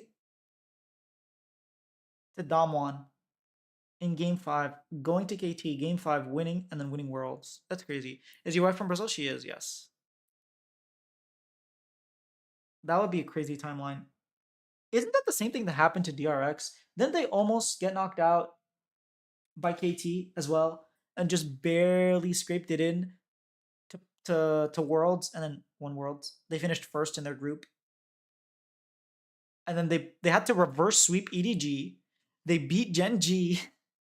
And then they had to beat T1 in Game 5. They were down 1-2, if I'm not mistaken. What incredible story. We will never have another DRX, will we? Like, even if T1 wins, they're not another DRX. Because they were like, they 3-0'd and then 3-1 the teams. It's not like it was a reverse sweep and something crazy like what we saw from T1, from DRX. But so many disbanded teams in minor region. Yo, Gwen, I'm assuming is how you say. Yeah, it was so sad. When I saw Chris Greeley, basically, like, someone asked Chris Greeley, or asked the Riot executives, and was like, specifically with the APAC and LTA regions, we're losing a lot of teams. What do you do with those fans that had teams of like a bunch of different, that had fans of those teams that no longer exist? And he said, we really hope that the other teams can sort of pick up, and if you're a Team Wales or you're a GAM Esports, you can pick up those fans, especially as you play more internationally against other regions and in other countries. You can have that sort of nationality. It's like, oh, even though I was a team of this disbanded, even though I was a fan of this disbanded team, I will be a fan of GAM, for example, because they're Vietnamese and I'm Vietnamese. I don't know that that's going to work that way, but that's what they're hoping. That's what that's officially what their answer was. Weibo versus T1 was what T1 versus DRX was supposed to be? Yes. Which makes that DRX run even more crazy. I think people underestimate EDG's run, though. So EDG was the first seed of China. But the fact that they won against Damwon, literally no one predicted EDG. Everyone was saying, oh, Damwon versus T1 is the real finals. Who cares about T1 versus Damwon versus EDG? And then EDG won. That was crazy. Do you think Asia Pacific will be strong now? I have no idea. Yo, Pro Pancakes, where's BLG press conference? Yo, Josh ZTN. Okay, I think I'm gonna upload it. I have it. I didn't upload it for a very specific reason.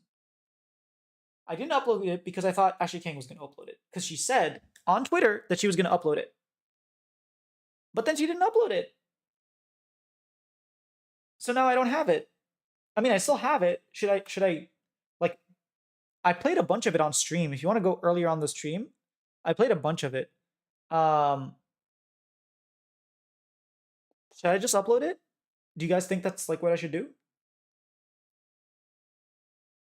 The other thing is like I have posted 7 times today. I posted 5 videos, one post, and one short, 1 live, 1 post, and 4 videos already. That's a lot. Should I also post a press conference? I could. Wait, how do I do a poll in chat? Hold up. Oh snap. We are pulling out the big guns over here. Community moderation? Is that how you do a dude, my friend, how do I do a poll? Please, just let me. Wait. Ah, it's the plus button. Engage with your audience. Start a poll. Okay, yes or no? Ask the question. Do I upload BLG press conference? I've uploaded 7 times already today. Okay, start poll. Let's see what. Whoa, what just happened to my chat? Okay, it's back. Weibo versus T1. Yeah, where's BLG press conference? Do you think Asia Pacific will be strong? I literally have no idea. I don't know. Like when you lose that many teams and like the entire procedure of your, I have no idea, man. I watched your video with the answers for that. It sucked. Yeah. To be fair, at Worlds we all cheer for NA teams. And I go furthest. That's true. Just upload it, man. Okay. Can you interview Ashley King? Oh, Pro Style Pancakes. I do want to interview interviewers. Ooh, maybe I should message her and be like, "Can I interview you?" We'll see. I heard that she said publicly that this is her last year doing interviews. Two interview viewing each other. Yeah, 2 interviewers interviewing each other. He also basically gave a non-answer for if Brazil will host international. He gave a very clear answer. I know it was a non-answer, but it was pretty much the new First Strike tournament is going to be the one that goes around in all of the tiny regions. It's gonna all the minor regions. It's probably gonna be in Vietnam. It's probably gonna be in Brazil or Mexico. It's probably gonna be in like other Southeast Asian countries, like maybe Thailand, maybe Philippines. Like that's the tournament they're planning on shopping around to the minor regions, and then MSI and World will just be the major regions. That's what I got out of it. But having lived there, it's just risky to have one there. Really need to ramp up security or have like Olympic Village for them. Yeah, I mean, in Sao Paulo, they're always like, I mean, summer finals was in Belo Horizonte, right? You can figure stuff out. 3 of my Vietnam country already disbanded 3 teams. Oh no, Ashley King quitting. That's what I heard. I don't want to popularize this, but I was told by multiple. Okay, I'll look it up because I'm not making this up. I swear. That's what I was told on Reddit. I posted something and then someone was like, "Yeah, I'm gonna watch Ashley King instead of you," and I was like, "Okay." Oh, someone posted a press conference. Yo. So okay, there's a press conference posted. Pedro Romero to the rescue. Okay. John, here it is. Pedro Romero to the rescue. He posted it. It has 500 views in 10 hours. Why the hell does it have 500 views? Huh?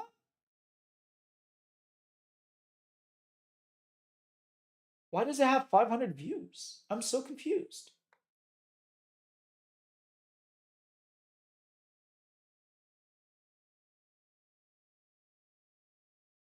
Okay, I guess.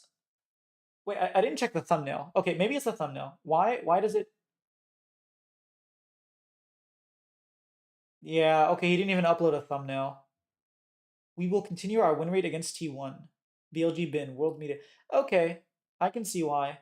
Linkin Park Q&A panel. 628 views. Riot Games. You can, but look at Mid Beast. If anyone wants to check the city out, I don't know if they actually have. It can be dangerous. Yes, it can be. I think she posted it on Twitter a couple of days ago. Oh, she did? Okay, wait, let me check Twitter.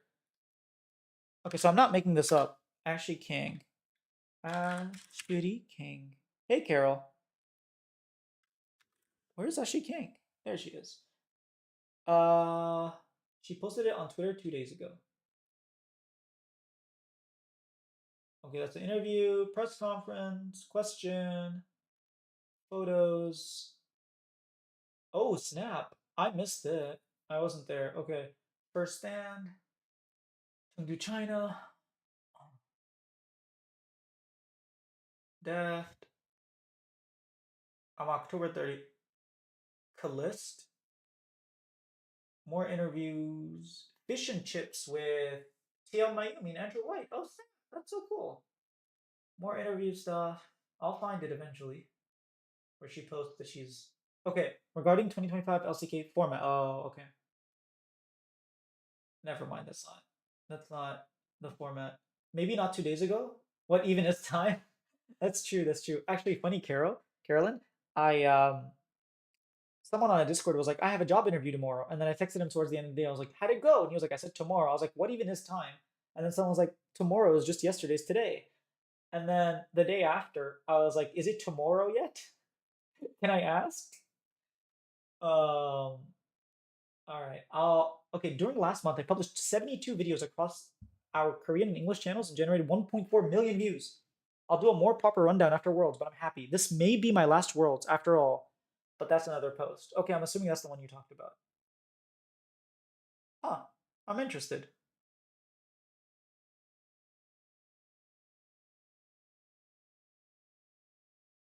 Your last Worlds? Yeah, people are like, what?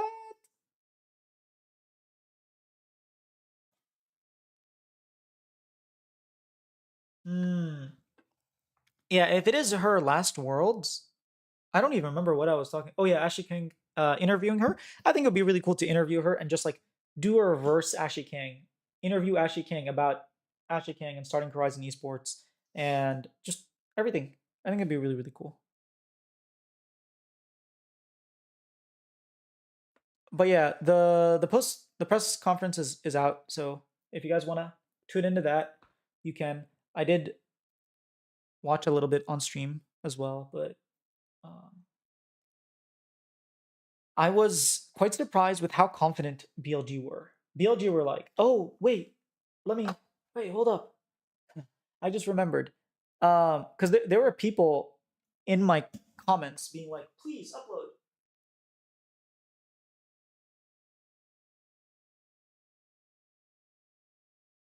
There are multiple people being like, "Please upload." I can't see it.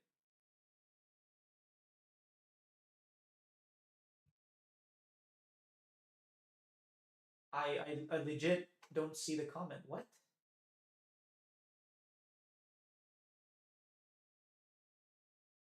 Huh? There were people asking for it in the comments. I want to give them a link, but I can't. Okay, comments. Let's go here. Oh, there we go. Pedro Romero has already uploaded it. Oh, okay. There's someone else who actually also asked me, so I'd like to respond to that. I was planning on uploading it, to be honest. Dude, there's way too many comments from today. I don't think I can actually find it. Wait, BLG. Let's search for BLG. BLG. Search for BLG. I already responded to this. Okay. Boom. I actually won't because Pedro Romero has already uploaded it. You can find it here. All right. We have pleased the people. And hopefully we send Pedro Romero some views because 500 views on a video like that, that is sad. Yeah, Bin said, you could say T1 always beat LPL teams at Worlds, but I don't care because our win rate against T1 in best of fives is 100%. I think tomorrow we will have a very easy time winning. We will 3-0 them. That is what I like to hear from Bin. I'm glad that that someone actually posted it. I searched for it actually and couldn't find it. So hopefully we get Pedro Romero some views. Um, but yeah, I do think the confidence of BLG, like I don't know. I feel the BLG vibes. Logically, it makes no sense for BLG to win. Logically, it makes every sense for T1 to win. They have the better support. They have the biggest gap in the bot lane. Out of all the positions, they are playing better than BLG. They look more coordinated. The meta is fitting them. They are okay playing like the champions that they want to play. They are drafting comfortably. It looks like it's a T1 win, but I don't know. BLG have that vibe. They have that aura where Bin will refuse to lose. I just feel like Bin will not want to lose. And he will not want it so bad. He will want to win so badly that he will BLG into winning. I can see that happening. I know I've said this so many times, but that's just the longer I contemplate on BLG versus T1, the more I'm just convinced that BLG are going to win. Who do you find better to interview, LCK or LPL players? They are really media trains. It's a lot easier for me to interview LCK players for 3 reasons. 1, I speak Korean. So even if I'm not doing the interviews in Korean, I can prep certain things with the mindset of a Korean because I know how they think and I know what a classic PR response is. And so I'll ask a question in a way that won't get me that response, or at least I will attempt that. 2, it is so much easier for me to do research. So when I'm looking for Korean like media, or I want to watch someone's streams to see what they said, all the VODs, everything, like it's so much easier to find it in Korean. 1, because I speak it. 2, because I know where it is. Whereas with Chinese, like I don't know how to get any of the Chinese like content. It's very difficult for me to do that. It's very difficult to get information. And then I said 3 reasons, right? 1, me speaking Korean. 2, me being able to find more research about it. And then 3, the translators. I feel like it's easier. The Korean translators understand my sense of humor and like what I'm trying to do. And so they translate it with that in mind. Whereas the Chinese ones sometimes don't understand what I'm trying to say. And so they end up translating it without that nuance. I don't understand Chinese, but people in the comments will be like, yeah, she completely missed the point. Like what you were trying to say was this, but they completely missed the point. So that's an issue. So that's why it's so much easier to interview Korean players. Because another thing, like there was a one time where there was a mistranslation, and I straight up, like, because I know Korean, I was like, no, that's not what I meant to say. What I meant to say was this, this, and this. And I corrected them mid-translation. Whereas in Chinese, there was a mistranslation. I had no idea. The answer comes back and it's like, that wasn't the question I asked. You know? It happens. I'm not blaming the translators. It's just I'm more comfortable with Korean. When I learn Chinese, I'll probably prefer to interview Chinese players because I watch them more often. I hope for a 3-2 either way. Me too. I just give us Silver Scrapes. I don't do. Forget it. T1 can win their second championship. In a row. Like, just give me 5 games, man. Make it worth my day. I really want 5 games. Been second place so many times. He has, but he. You're right. I mean, he has been second place a lot of times. I just feel like even when he's second place, even in MSI, he's just fighting so hard. And I feel like T1 don't have that. I feel like T1 are a really good team, but they don't have that, like, I am so desperate, I will claw at you. And that's why T1, even when they, like, even in their spring and summer seasons, they can have these really low dips because they're not desperate enough. And I feel like Bin is just that guy. He is so desperate. That's just my feeling. It's not like fact or anything, but that's just how I feel. Agreed. Please give us 5 games. Yes, regardless of the outcome. Agreed, Carol and Pro Style Pancakes. How much research do you do? More. Okay, I spend more time researching than I do doing the interview, editing, everything. Research is the most time-consuming part because I try to go into like, okay, I am not Don Jake. I am not a creep. I find some of the questions that he asks, like in high school, you had a teacher who said this. I find that creepy. I do not enjoy that. He likes it. Whatever. Like people enjoy that stuff. That's cool. I find that creepy. But I do a lot of research. I said doo-doo. I do a lot of research, and I probably like like for example, with Keen, I remembered stuff that he had said that he didn't even remember. I watched interviews. Keen had this thing when Yumi came out in 2019 where he was like on this show with what's the guy's name? Like, dude, what I'm blanking on the names. Captain Jack and like a bunch of other like Korean media, and they were all dressed up as wizards from Gandalf and stuff. Like I watched all of that. I watched all like a bunch of his streams. He's like a very famous streamer. He streams a lot. I watched a bunch of his streams. I went on his new YouTube channel, watched all those videos. There was like only one that actually had him interviewing. I read his entire Namu. Like I did all the research. I watched interviews of his ex teammates to see if they said anything about him. I did my research, you know. And unfortunately, it was like a loser's interview. So half those questions I didn't even get to ask because they lost. But whatever, it is what it is. How is it to live in Korea? Seems nice to visit, but hard to live in. That's my experience. I never lived in Korea. I visited. I would prefer, like, from my experience, it's so much nicer to visit. It's a country that I would visit but not live in. Just from work, the work-life balance is non-existent. Yeah, the work culture there is very workaholic, and I don't necessarily like that. And a lot of Koreans have expressed the fact that they can't do a lot of stuff, especially like raising a family is very difficult because you don't have work-life balance. You're working 18 hours a day. As weekends, there's no such thing as a weekend.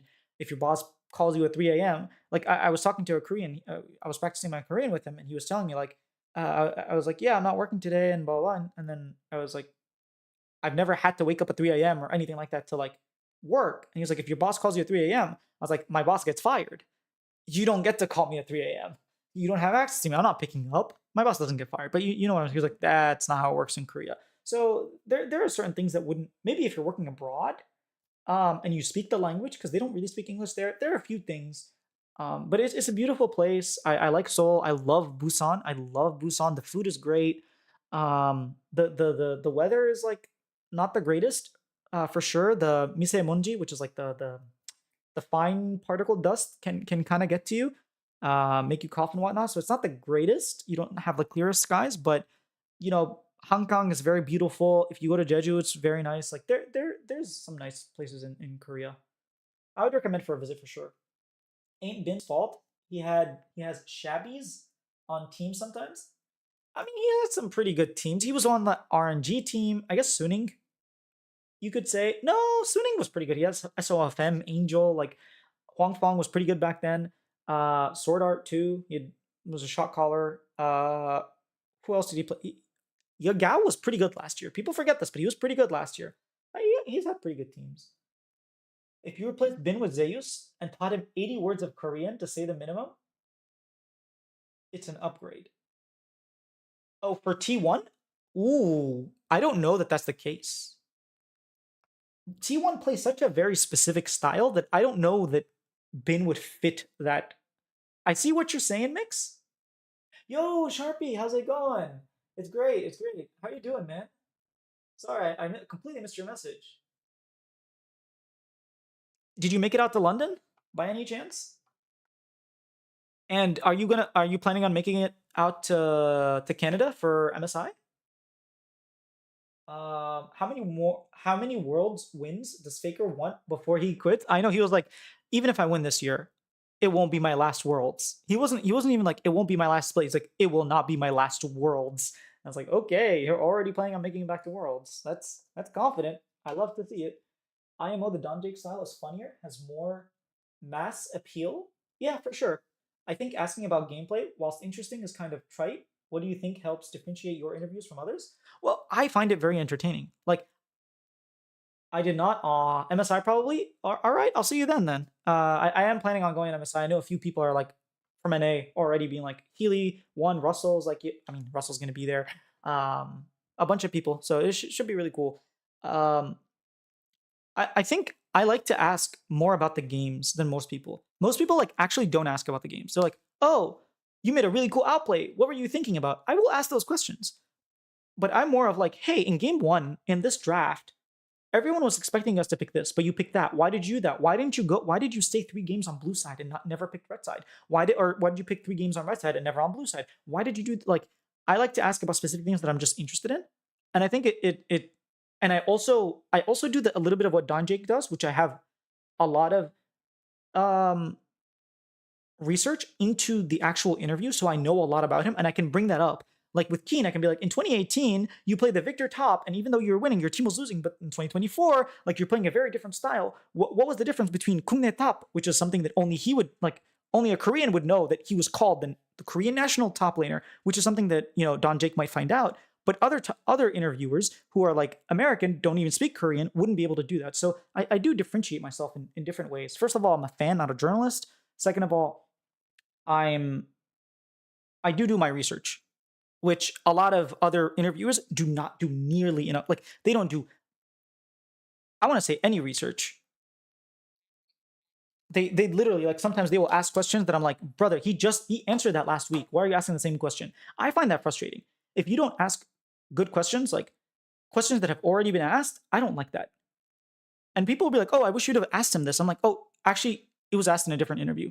So yeah, you can also make a lot of cool jokes when you do like oftentimes I will specifically ask questions, like with Guma and Zeus. Zeus is actually really good at singing. I think he's better than Guma. But like I'll be like, oh, who's the better singer? Because I know that they had the whole thing where fans were like, who's the better singer? And they sing live, and they're actually really good. Sorry, not Zeus, Owner and Guma.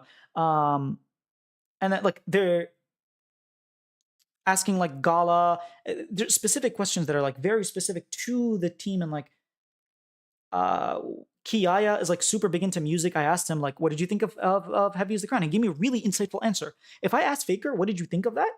He might not give me nearly as, or like Carrier, he might not give me a very insightful answer because he's not like his whole career, his whole personality isn't music. But the fact that I asked Kiaya, knowing that he's really into it, he gave me a really long and elaborate answer about how he felt and the vibe and like his sort of feelings towards the song. So that's another thing. When you do your research and know more about the player, it's easier to ask these kind of questions that bring out their personality. I think that's one thing I do very well. I bring out the personality and make them more human instead of just asking how do you feel about the game and like classic PR questions, because I'm not a journalist, so I don't ask journalist questions. Can't be Korean citizen without marriage? Really? I mean, isn't LS a Korean citizen without marriage? But the current birth rate is like 0.6 per female? Yeah. It's, dude, a lot of it is due to their work culture. I'll just say that. I don't want to like go into too much details.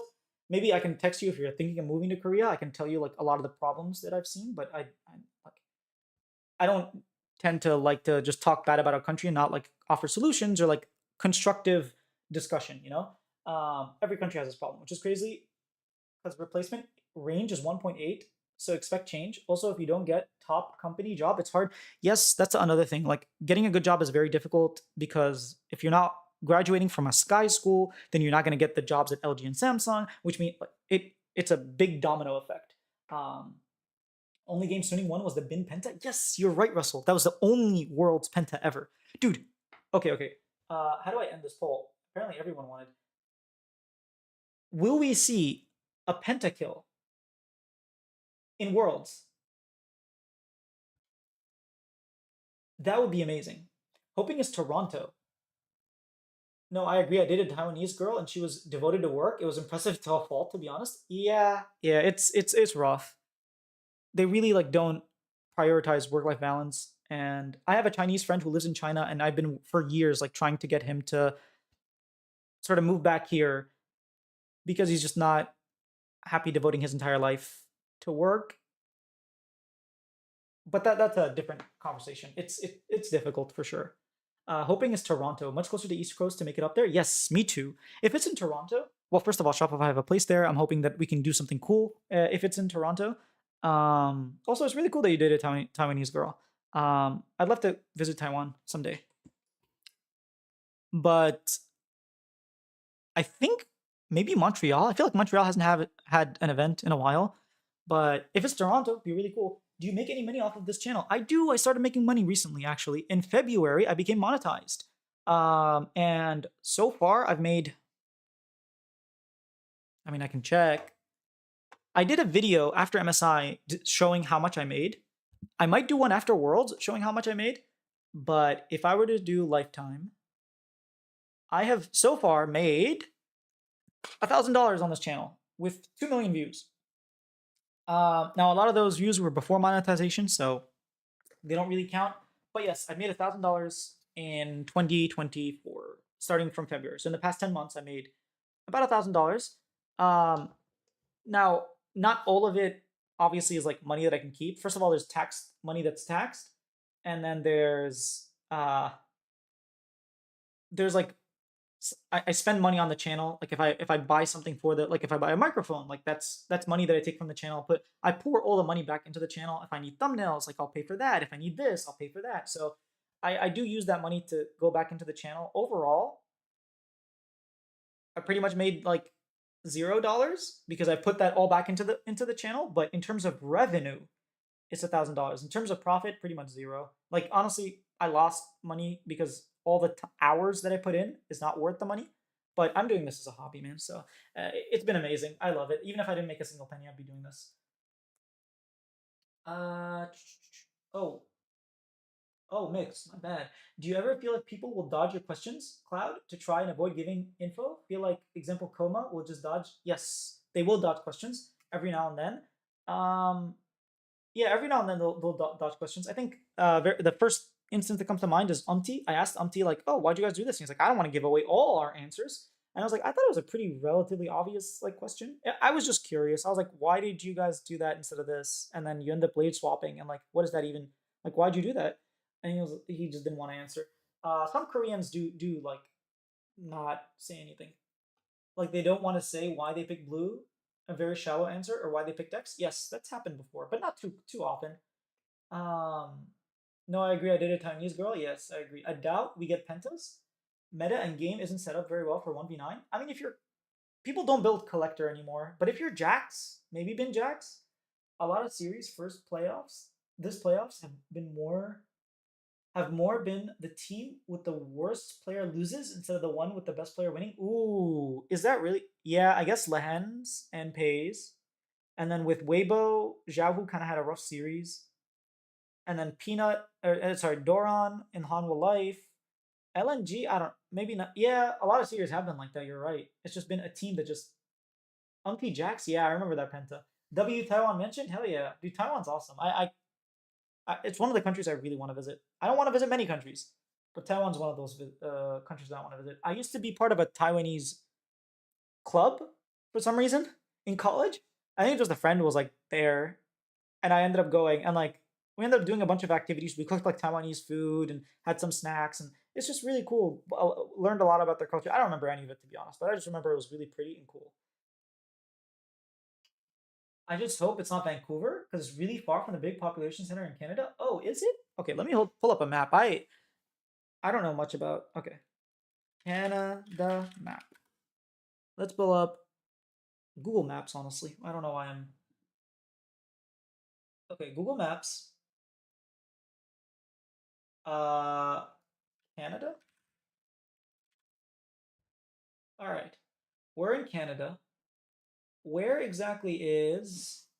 That's Calgary. That's Montreal.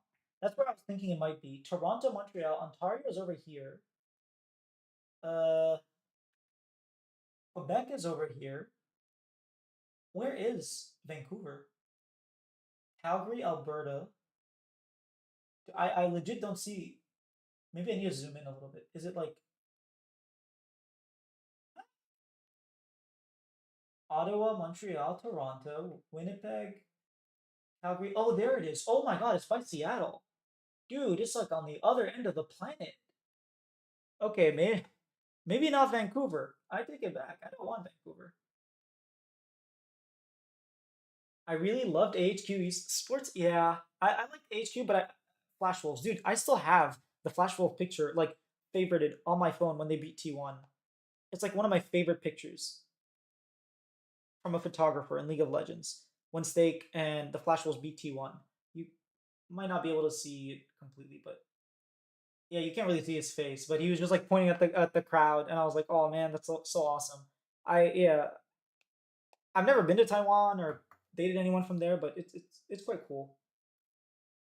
I really loved HQ. They once sent me a whole care package and a card randomly. Dude, that is so cool, Carolyn. I don't know why I keep calling you Carol. My bad. Carolyn. I was president of a Taiwanese club in California. Oh, at my high school. I was about to say maybe you were the president of a Taiwanese club in Maryland, where I was at. Okay, in California. That's so cool.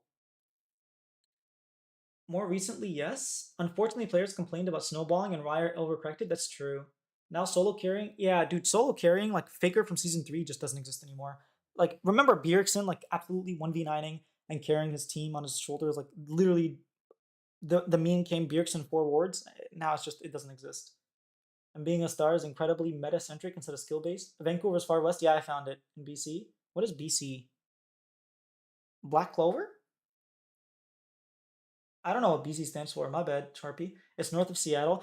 Yeah, that's just like another LA, man. You want to be on the East Coast. You don't want to be on the West Coast. Even if it's like not a bit major city, just don't be in the West Coast again, please. That's like 3 in a row. MSI, actually, World hasn't been in the West Coast. We had like San Francisco. It is MSI. I don't know. I don't know.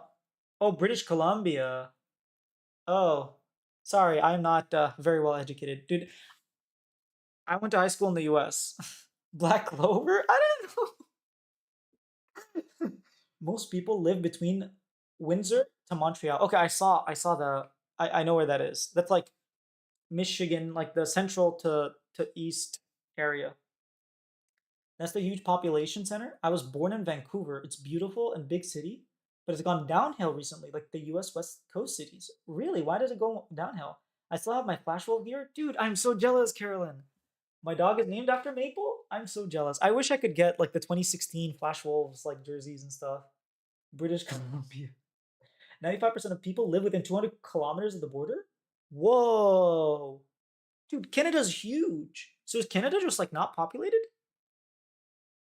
Is it like Egypt where like 95% of it is desert and like 90% of the population lives on the delta of the river, the Nile River? In all fairness, no American that hasn't visited Vancouver knows what British Columbia is. I went to a private music academy in British Columbia for high school. Great memories of the mountains. That's so cool. Crackheads in Vancouver? Oh, okay. But didn't we have a league event in Vancouver? In 2017, wasn't or 2016? Summer. Wasn't that in Vancouver?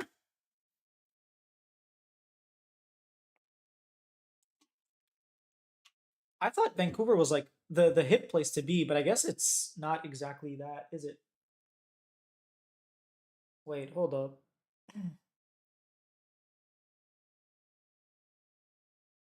Oh my god.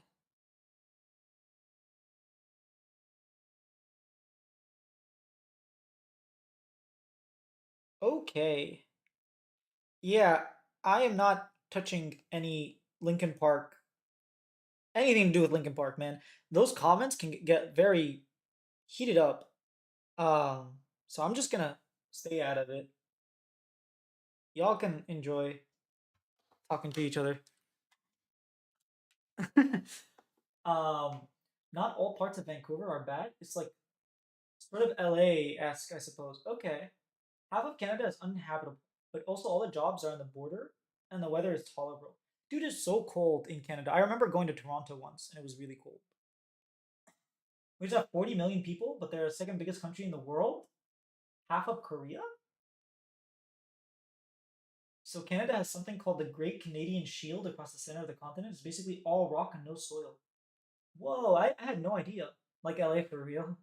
As an American that visited the Chinatown is doomed, Gastown is doomed, but Richmond is chill and hella Asian, like Flushing but less dense. Interesting. I don't know much about Canada. I've only ever been to Toronto, and even then it was like just a night. Eastside Vancouver is horrible with drug and homeless and mental health issues. Oh my god. Also, housing is not affordable at all, but the parts of Vancouver that are nice are absolutely amazing and no snow. That is very. That is news to me. I thought Vancouver, like, I know a couple guys who were from Vancouver, and I guess I never talked to them about Canada, but it didn't seem like it was all that bad, I guess. I guess maybe it's gotten worse, but that's kind of sad to hear. I always thought Canada was like the US in the past 10 years has like gone downhill. And I always thought like Canada just like maintained its position and didn't go downhill along with us. But I guess everything just goes downhill, huh? You should search Banff National Park, beautiful landscape, but hard to live there. My friends and I, every few months, like we used to do it once a year, but now they do it more often, and I just don't go with them. Go on hikes, or go to different places. So we'll go to California, we'll go to like Yosemite and whatnot. We to Maine, like there are a bunch of really cool places. We have been considering going to Canada, but we just never figured out where we wanted to go, so we didn't end up going. They ended up going to Japan actually. I didn't end up going. Okay, Banff National Park. Banff National Park. It's in. I have no idea what this is, but it's somewhere.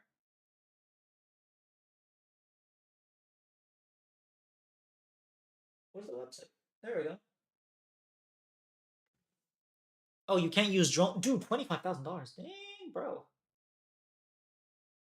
Thermal winter trail conditions, park passes. Okay, I wasn't expecting that. Never mind.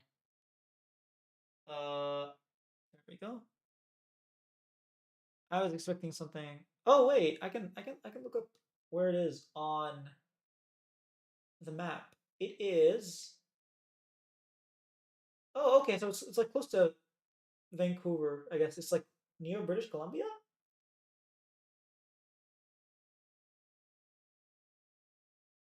Okay. So it's on the west. It's the west side. It's an hour from west of Calgary. Oh, okay. Um.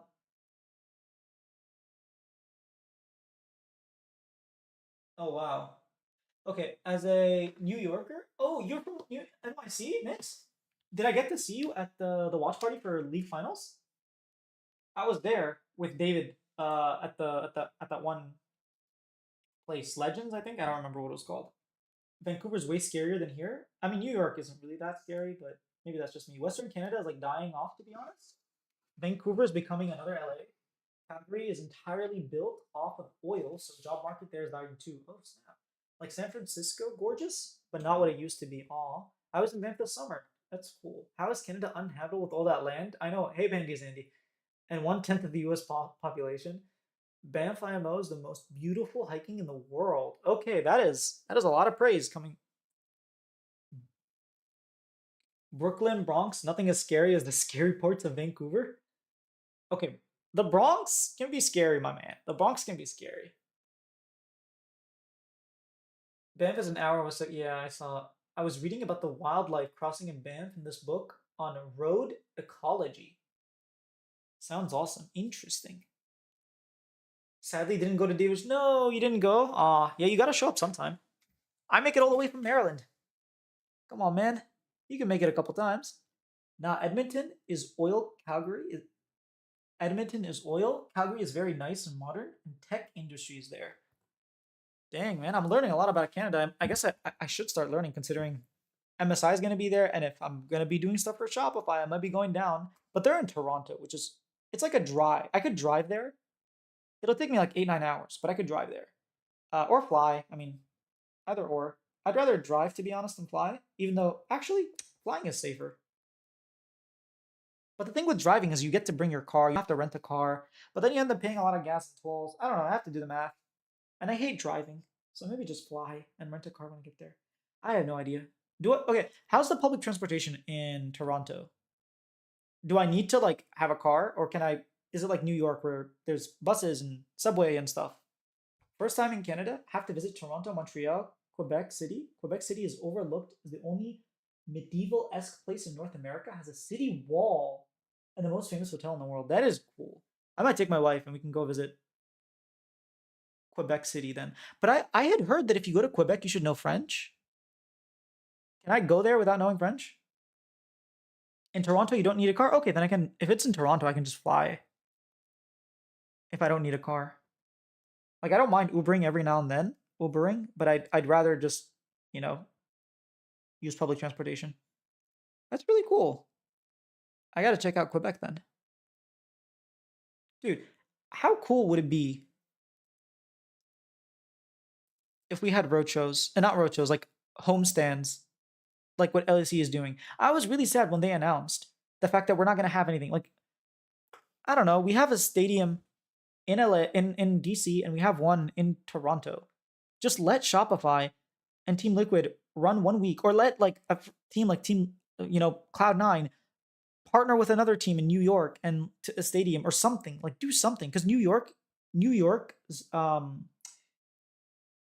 of Duty, Cloud9 have, I think it's Cloud9. They're the new New York Call of Duty team. So you could hypothetically have Cloud9 play in New York in a stadium. Should I visit Canada for MSI? I should still be in America by that time? Of course. Dude, you should come. I think we're all planning on going. It'd be really cool. Post Pancake. I think myself, Russell, I know I saw Healy, like Zach, who's not here right now. I think Carolyn might be coming. I think she said it was Vancouver, but yeah, if you want to come through, like it should be a lot of fun. I think we're all, a bunch of us like here in like North American community want to make it, and it should be a lot of fun. It's last time we had an international was like 3 years ago in 2022. So yeah, you go to Quebec City without French. Oh, okay, awesome. Some can't speak and may be tricky, but it's fine. Montreal, everyone speaks English anyways, but Quebec City is romantic. And Winter Carnival? Ooh, maybe I could take you there for winter. It'll be really cool, like a cool little thing to do in winter. We can go there. Well, I gotta save up money for MSI. So maybe after MSI is done, but it won't necessarily be winter. It'll be spring, but I think it's cool.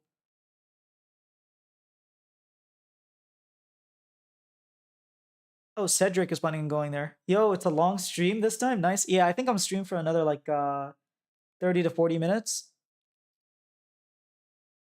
I was like, dude, how often are we gonna have T1 versus BLG at Worlds Finals? Not very often. So let me like do a longer stream. So I started earlier today, and I'll probably end like within an hour. Toronto's only an hour away from me in Pennsylvania?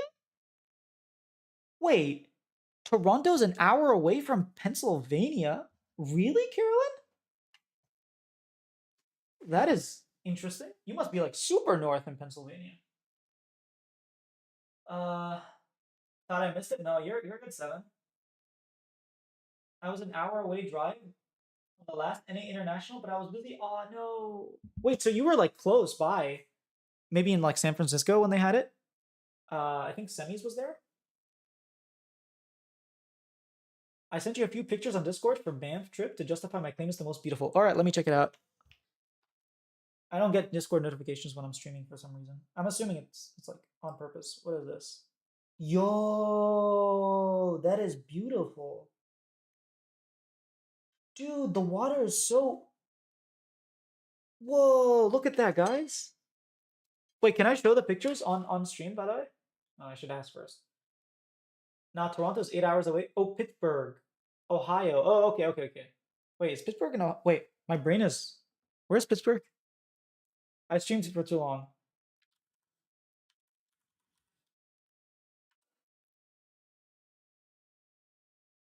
It's in Pennsylvania. Okay, I was thinking of Cleveland. Oh, I'm an idiot. It is not. Okay, sure. Yeah. Okay. I'll show some pictures. Dude, these are so beautiful, Sharpie. Especially this one. Like this is my favorite.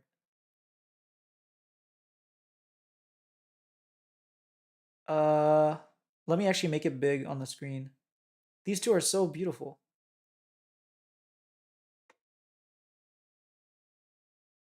Look at this.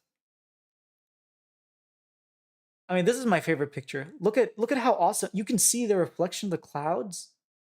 I'm assuming you did some color correction, but still, this is so cool, dude. What did you use to take this picture, by the way? I've been to a lot of different hikes. I've never seen something like that. First of all, I'm not a photographer. There's also this picture that I... Oh, my bad. I was actually showing Discord. Didn't mean to show that. But yeah, this is so cool. It's very rare you see such nice, like crystalline looking water. Did I leak anything? No, I don't think I did. Okay.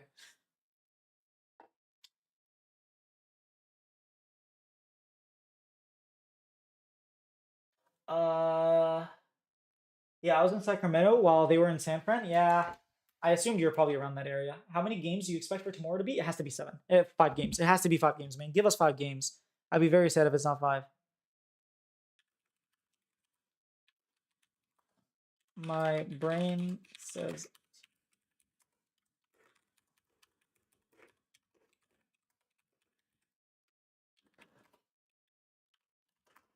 Sorry, for another person just asking me what do I think.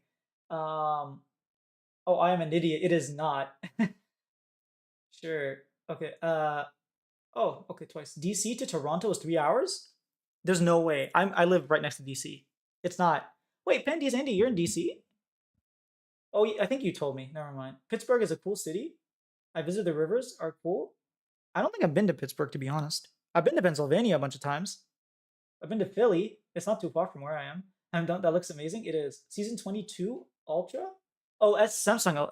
I was, I was like, what League of Legends Season 22 are we talking about? Yeah, Samsung 22 Ultra. I mean, those are. I mean, I thought you had like a Canon or something, like an actual camera. Great photo, yeah. All right, they must be talking about flying because Toronto is like 9 hours from DC. Yes, it is. There's a famous hotel in there you can search at Banff. That's cool.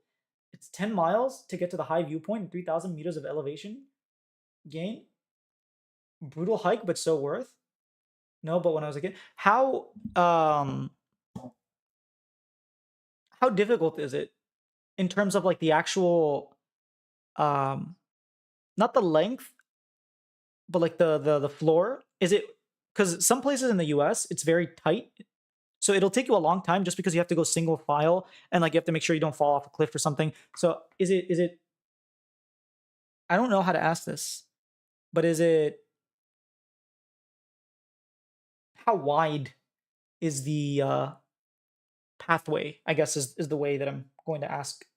Are there like extended periods where you kind of have to like be in single file and it's like you know kind of have to watch your step? Because in my experience, those are like the ones that are the most annoying. If it's just a long period of time and like steep, that's fine. You can just rest. But the ones where it's like there's no place to rest because there's like a bajillion people walking behind you and you kind of have to be all in a single file and they can't get past you. Those are the ones that are like the roughest where it's just like uncomfortable, especially if you're in a big group and you're like just chatting and hanging out. It can be a little uncomfortable.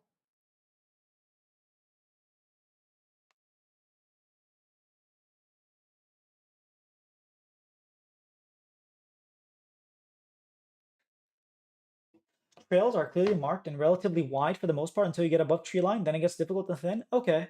As long as the majority of it is like fine, then I think that's what's important. Because normally I grow like in a big group, like 7 or 8 of us. You know, maybe if we're in Toronto together, Sharpie, we can make some content. And if there's like a cool little hike, we can go out. Maybe we can invite everyone. If people come out to MSI, we can do like a pre-MSI hike or something. We'll see. We'll try to see what happens. I'm not even sure I'm gonna go. I gotta start saving up and stuff. But yeah, I think it's gonna be really cool. Also, if it's in Toronto, I'm really hoping Shopify hook me up with something. Like, if I can go to their actual office and do some stuff, like even if it's just content, I would be really appreciative. So that's why I kind of want it to be in Toronto, not Montreal, but hopefully not in Vancouver. I didn't realize how far Vancouver was. Century Trail shot.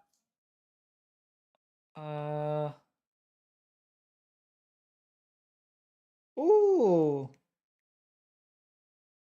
Okay. No, that's really good. Dang, you got 2 dogs? I thought you had 1.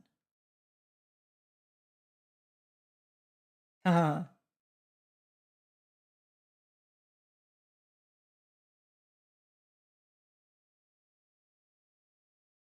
Where's the office? It's in Toronto. I would join the hike. Awesome. Dude, it would be really cool to have just like a League of Legends hike group, like 4 or 5 of us.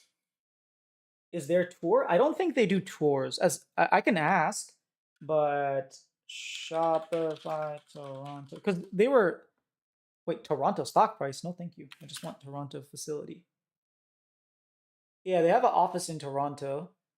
As far as I know, it was pretty big. I think there was a tour. They did a tour a while ago, if I'm not mistaken. I know I saw it when I was looking them up first. And they did the Game Changers watch party there. and it had a bunch of pictures. Inside of Shopify's new 9-floor office with plenty of craft beers and a rooftop terrace. Okay. 180,000 square feet. It's in the King Portland Center, 620 King Street West. Wherever that is. That means a lot to me. Okay. There's some nice pictures. I mean, I would hope that if I actually go there, they would actually give me a tour and I can like do some content around it. Dogs are my friends? Oh, okay. I see.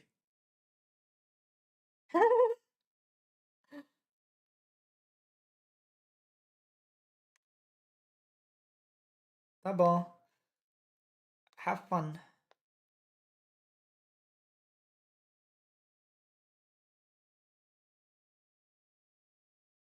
I work right beside there? Oh, that's so cool. Got you another shot of trail above tree line. All right, let's take a look. Ooh. Dude, that's cool. I would be so down to do 10 miles. Like, if that's the scenery, I went with one of my friends. It was just the two of us. We went to what is going on? We went to Pennsylvania actually, and we did a bunch of trails just by ourselves. And it was like some of the trails were not that great. We did like it's called 1,000 step trail, I think, somewhere in Pennsylvania. We did a bunch of trails. Some of them were really pretty, and some of them were like, until you get to the top, there's nothing really to see. But once you get there, it's like really pretty. But until you get there, it kind of sucks. But I work right besides there. I'll drop by and see. That's super cool. I had no idea. I knew you were in Toronto. I didn't realize you were right by them. Dude, what is happening? Do you guys hear that? 1 second. There's a kid screaming her lungs out.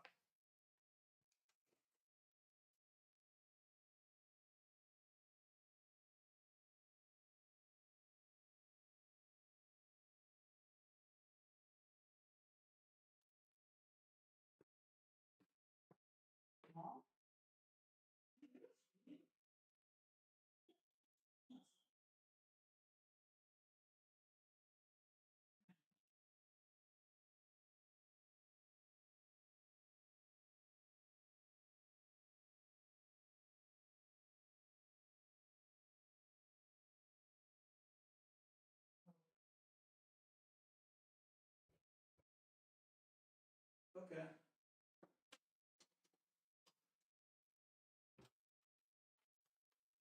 All right, I think it's my neighbor's grandson. I think they might be babysitting, and the kid is not having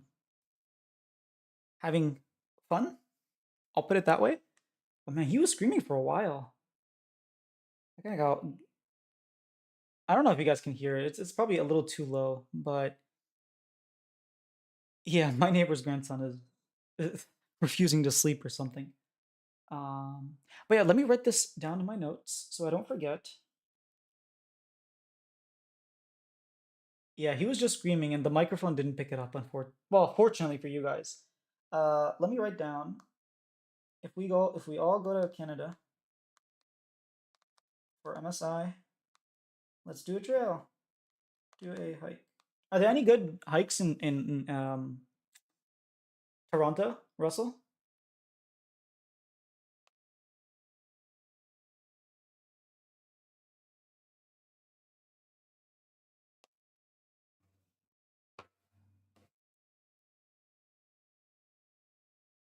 My friend is asking me why I think T1 is gonna lose, so I gotta respond to him. I'll be like, I think Bin is too good.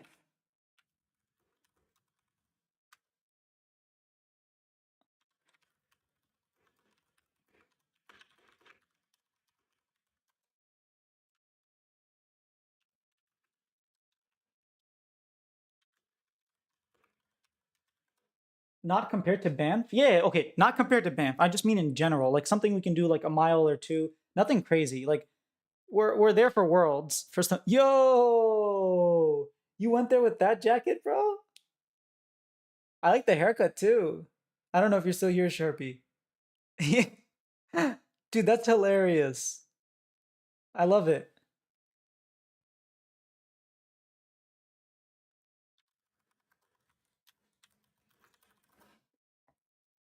Um, I agree. I think BLG has looked so much better in playoffs than T1. Wait, no, I think T1 are a better team. I just think BLG are refused to lose. Like they just have that clutch factor. I'm still here. Okay, okay, cool. Yeah, dude, that's an awesome picture. If I had a dating profile, that would be a picture I put on there. Might not get me anything, but I would be so proud of myself to have that picture.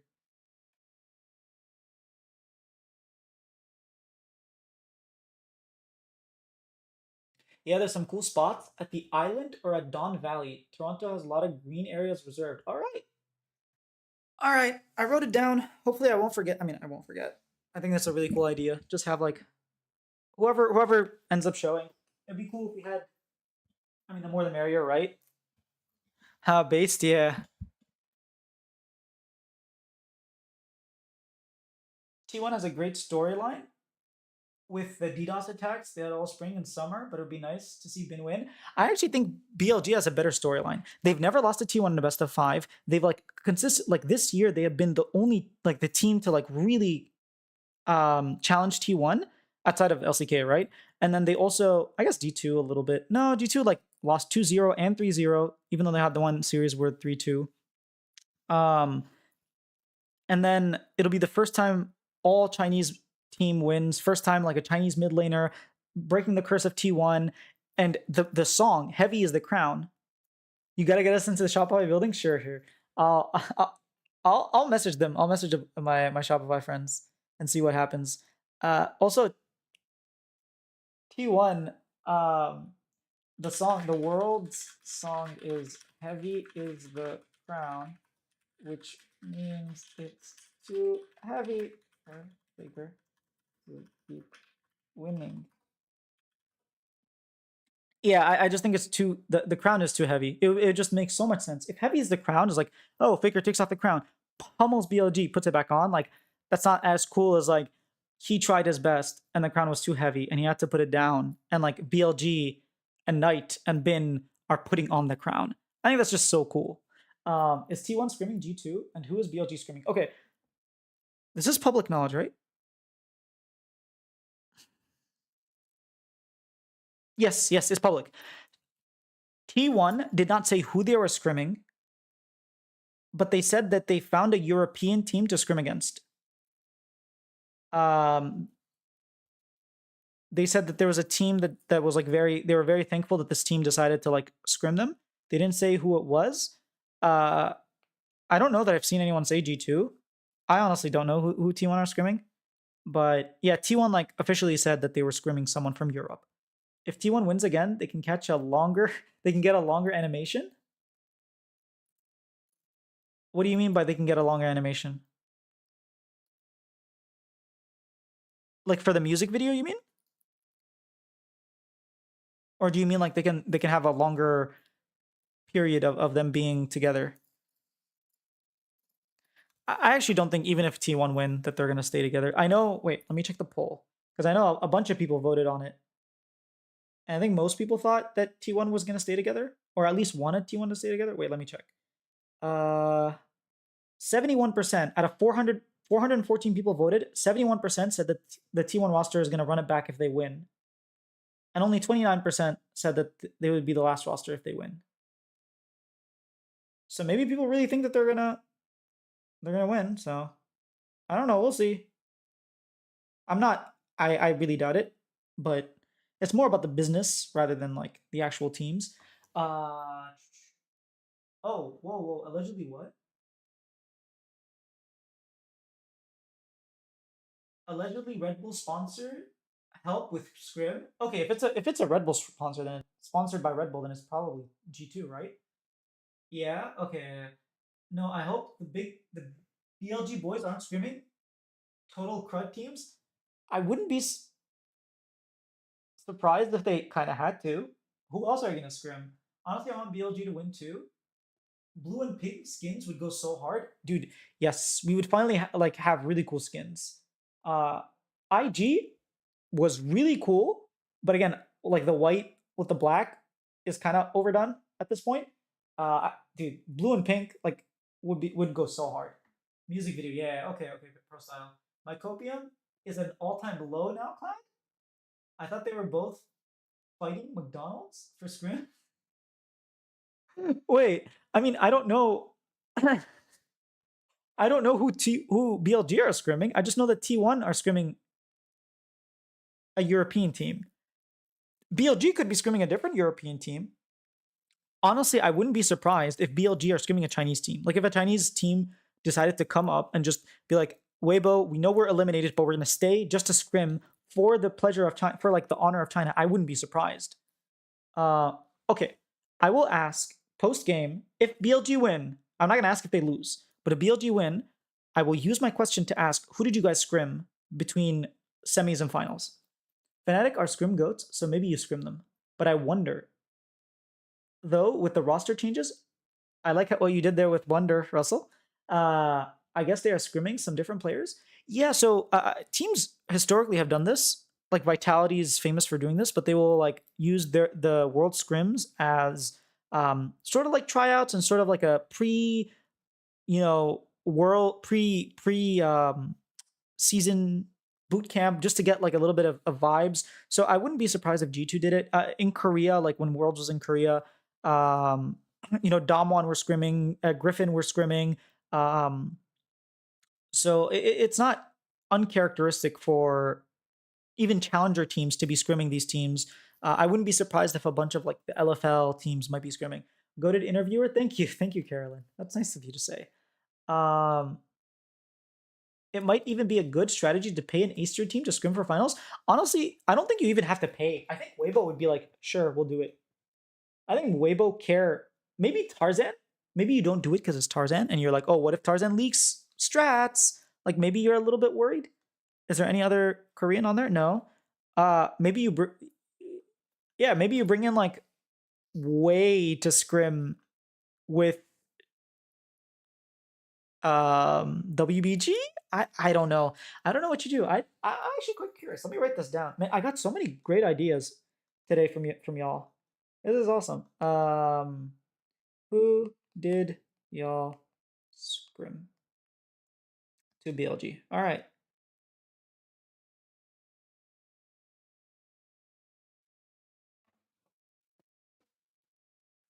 Tarzan XD. Yeah, I don't know. I wouldn't scrim Tarzan if I was LPL. We know that Chinese team or Korean teams often leak certain strategies and maybe you'll leak. Okay, here's the 5-head strat. Here's the 5-head strat, guys. You guys aren't thinking of this. You scrim WBG with champions you are not going to pick. So then we go into Worlds finals and we see T1 banning like Seraphine because they're like, oh, he was spamming it in solo queue. Knight was spamming it in solo queue, and he was playing it against WBG. Tarzan told us, so let's ban it. And then they weren't even planning on picking it, and that way you lost the ban. Maybe. What if T1 and Gen G had an agreement for the loser to stay and scrim, for example? That, I mean, it could be. I think the only team I've ever heard of that has lost, eliminated, and continued to scrim, there's probably a couple, but the most recent one was IMT 2024. I know it's like you're like, well, what is that? What is IMT? Sorry, Sharpie. But after they lost, they continued to scrim. After they didn't make it to playoffs, they were like still scrimming, and apparently they were like Cloud9's best scrim partner or something, which was like a huge bone of confidence that hey, maybe IMT going into next split could actually do really well. And then they fired the coach and brought in an arrow, and we all saw how that worked. But that's just my own bias, I guess, speaking.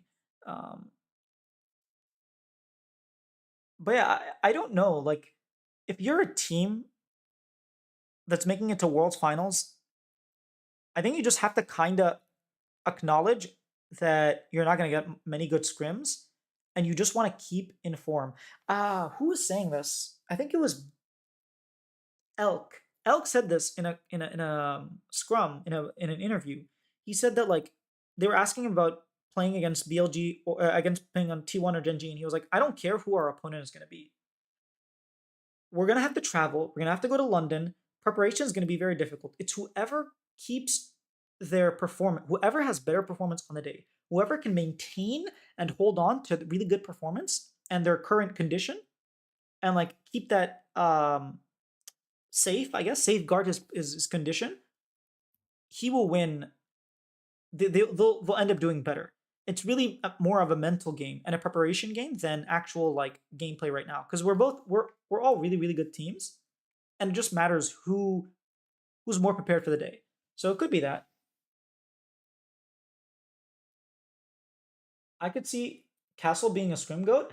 Dude, Castle had some really cool plays in LCS. And I think that like the fact that he was beating Thanatos to begin with in LCK CL just shows how much a lot of people are like, oh, why aren't we bringing rookies? Why aren't we bringing rookies? Look at FlyQuest, look at Team Liquid, look at like Cloud9 historically. Bringing rookies works. But I think what is often lost is that unless you're on the top teams, you don't know how to develop those rookies. Like Zeus could have played for Cloud9. I don't know if you guys know that or not, but Zeus could have played for Cloud9. He was like an option. Zeus and Keen both were options. They ended up going with Summit, but like Zeus was like the second option. And like if Zeus goes to Cloud9, Zeus could have been picked up for Vitality. I think this is public, by the way. Zeus could have played for Vitality. But Vitality didn't want him. And I don't think they develop to be the type of player that they would eventually become with proper development, like tools around you and coaching staff and stuff like that. And so Castle is like an amazing player, and so is Mask.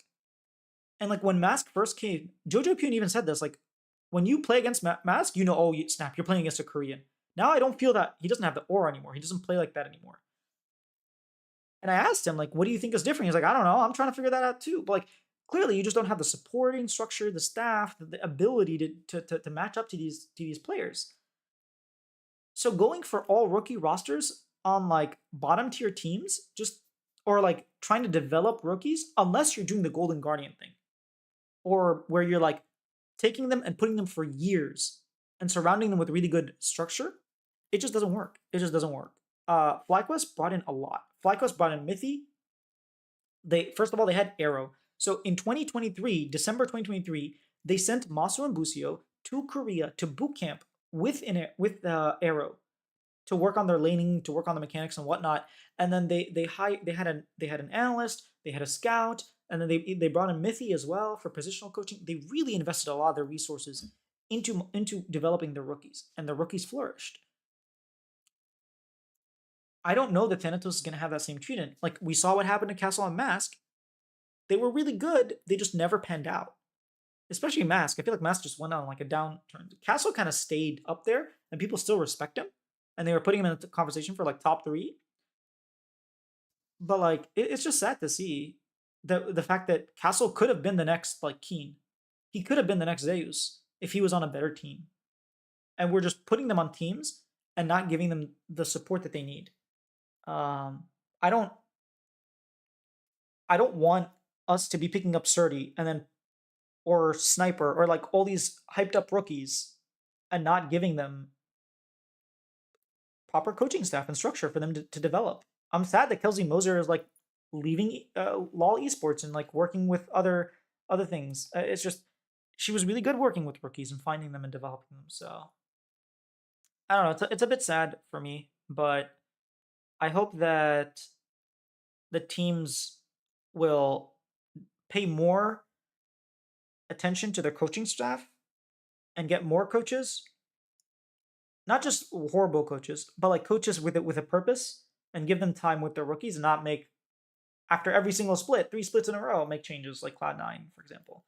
Thanatos felt like a band-aid for C9's issues. It wasn't even a band-aid, man. It had nothing to do with their issues. It was a change for the sake of change, to be honest. Like, we called it out. Everybody called it out. I was like, you guys have problems with shot calling. You removed a non-shot caller and brought a rookie who definitely doesn't shot call. Now, I understand because you're bringing in Reaper and you want like that Berserker to have another Korea. Like, I understand where they're coming from, but yeah, they got worse, right? They were third in spring, got rid of Blabber, got rid of Mithy. Now you're fourth. I don't know, man. Was a band-aid for their flu. I love that. It was a band-aid for their flu. I mean, it looked like it was working. They finished second. They only lost to Team Liquid. They beat FlyQuest 2-0. It's just when push come to shove, they crumbled. Crumbled like it was stone. I don't even know what that lyric is supposed to say, but crumbled like it was stone. Anyways, I think that's the end of my stream. It was almost 4 hours. I'm gonna go for 5 more minutes just to make it 4 hours. You know, and then I'll probably call it a day. I haven't had dinner yet, so I'm probably gonna go eat. It's like 10 p.m. where I'm at, 10:25. So I'll have dinner and then I will get ready for tomorrow. I kind of just want to go to bed and wake up, and the games are there, and I can watch. It's gonna be hype. I'm excited. I hope you guys are excited. And yeah, I really hope it goes 5 games. I hope we get some pentakills, some juicy pentakills, and yeah, go from there. I want to see an El Kaisa game. That's something I definitely want to see. Who is this guy? Okay. Don't know that. What's the longest stream? Oh, this is by far the longest. I think 2.5 hours was my longest stream. 4 hours is crazy. I've never done 4 hours before. Wait, you stream pro style pancakes? I didn't know that. Wait, hold up. Let me check your YouTube account. Can I do that?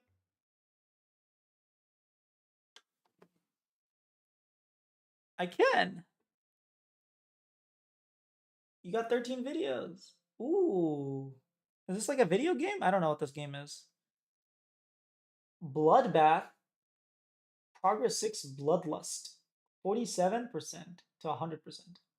I don't know what the game is, to be honest, but what is this game? I now have Bloodlust 2. I now have Bloodlust in 2 runs.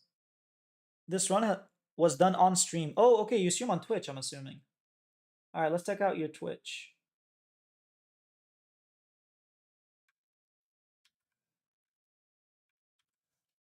Geometry Dash. Oh, Bloodlust is something to do with Geometry Dash. Hey, you got more followers than me. That's awesome.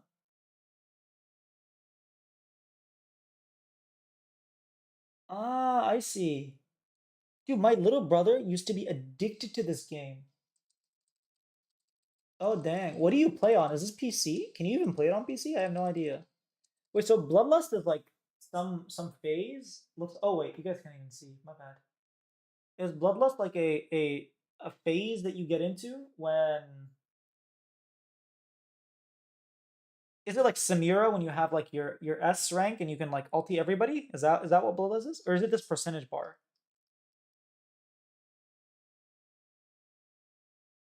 Oh, it is loud. Wait, hold up. It's a level. Oh, okay. So this is Bloodlust level. Dude, how are you doing this? Dude, did you memorize this game?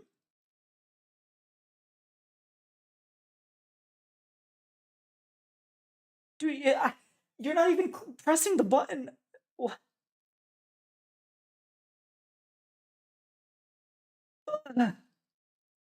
Dude, there's so much sparkle going on. I can't even tell what's happening. I legit don't. All this flash and... Dude, you're a spaceship. Holy crap, dude. That is crazy. Are you like a competitive Geometry Dash player or something? Muscle memory? Oh, you've done it so often? Okay, that makes sense. Like playing Cuphead? Repetition? Okay. Ooh, that was close.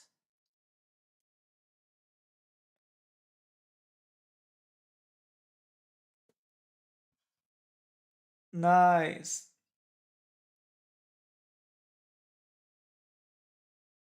Wait, so what exactly is 48 or 47? Has game changed so much since it came out? Yeah, I remember did not look like this, but I guess this is like a different level. What is that is if I beat this, it would be the hardest level beaten in Taiwan. What? So you're like a competitive Geometry Dash player.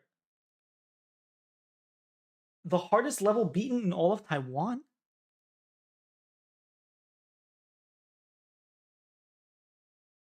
Dude, I do not know anything about this game. So there are levels that just have not been beaten in all of the country?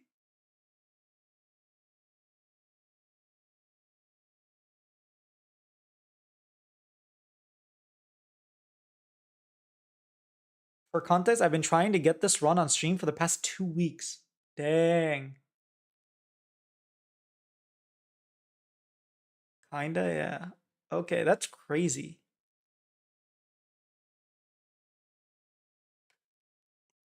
Yeah, you got a lot of streams. Alright, I'll hit you with the follow. Maybe I can catch you streaming one day.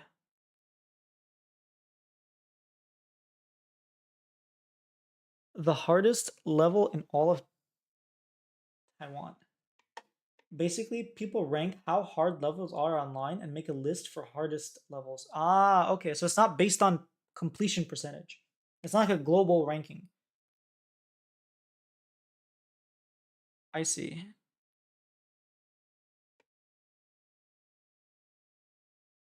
I can close this. Okay, did Ashley King ever upload the BLG? Heavy is the crown fan criticism? Sure, I guess. No, she didn't end up uploading it. Okay.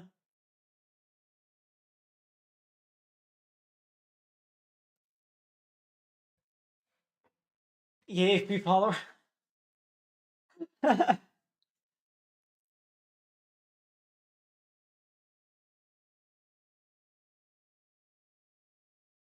You know, honestly, it's really cool what you're doing. Dude, just my eyes are like, oh, it's too flashy for me. But I do respect doing something to the absolute limit, to the point that like, in all of Taiwan, people haven't done this. I think that's really cool. Okay, that's 4 hours. All right, 4 hour stream in the books. I'm still not sure if Wild Turtle's gonna show up or not, but hopefully he does tomorrow. And yeah, I think what I'm gonna do tomorrow is probably have my reaction to the opening song come out, to the world's opening, and then I'll have the post game conferences uploaded like that. You can bet I'm gonna be first, and then I will have World Hot Takes for one last time. One last time. One more to go. And we'll see what Wild Turtle is doing. If you're in New York, he's going to be there. FF 4 hours? Yeah. Dude, imagine playing a 4-hour League of Legends game. Could not be me. Anyways, good night, guys. I'm going to go have dinner. Have a good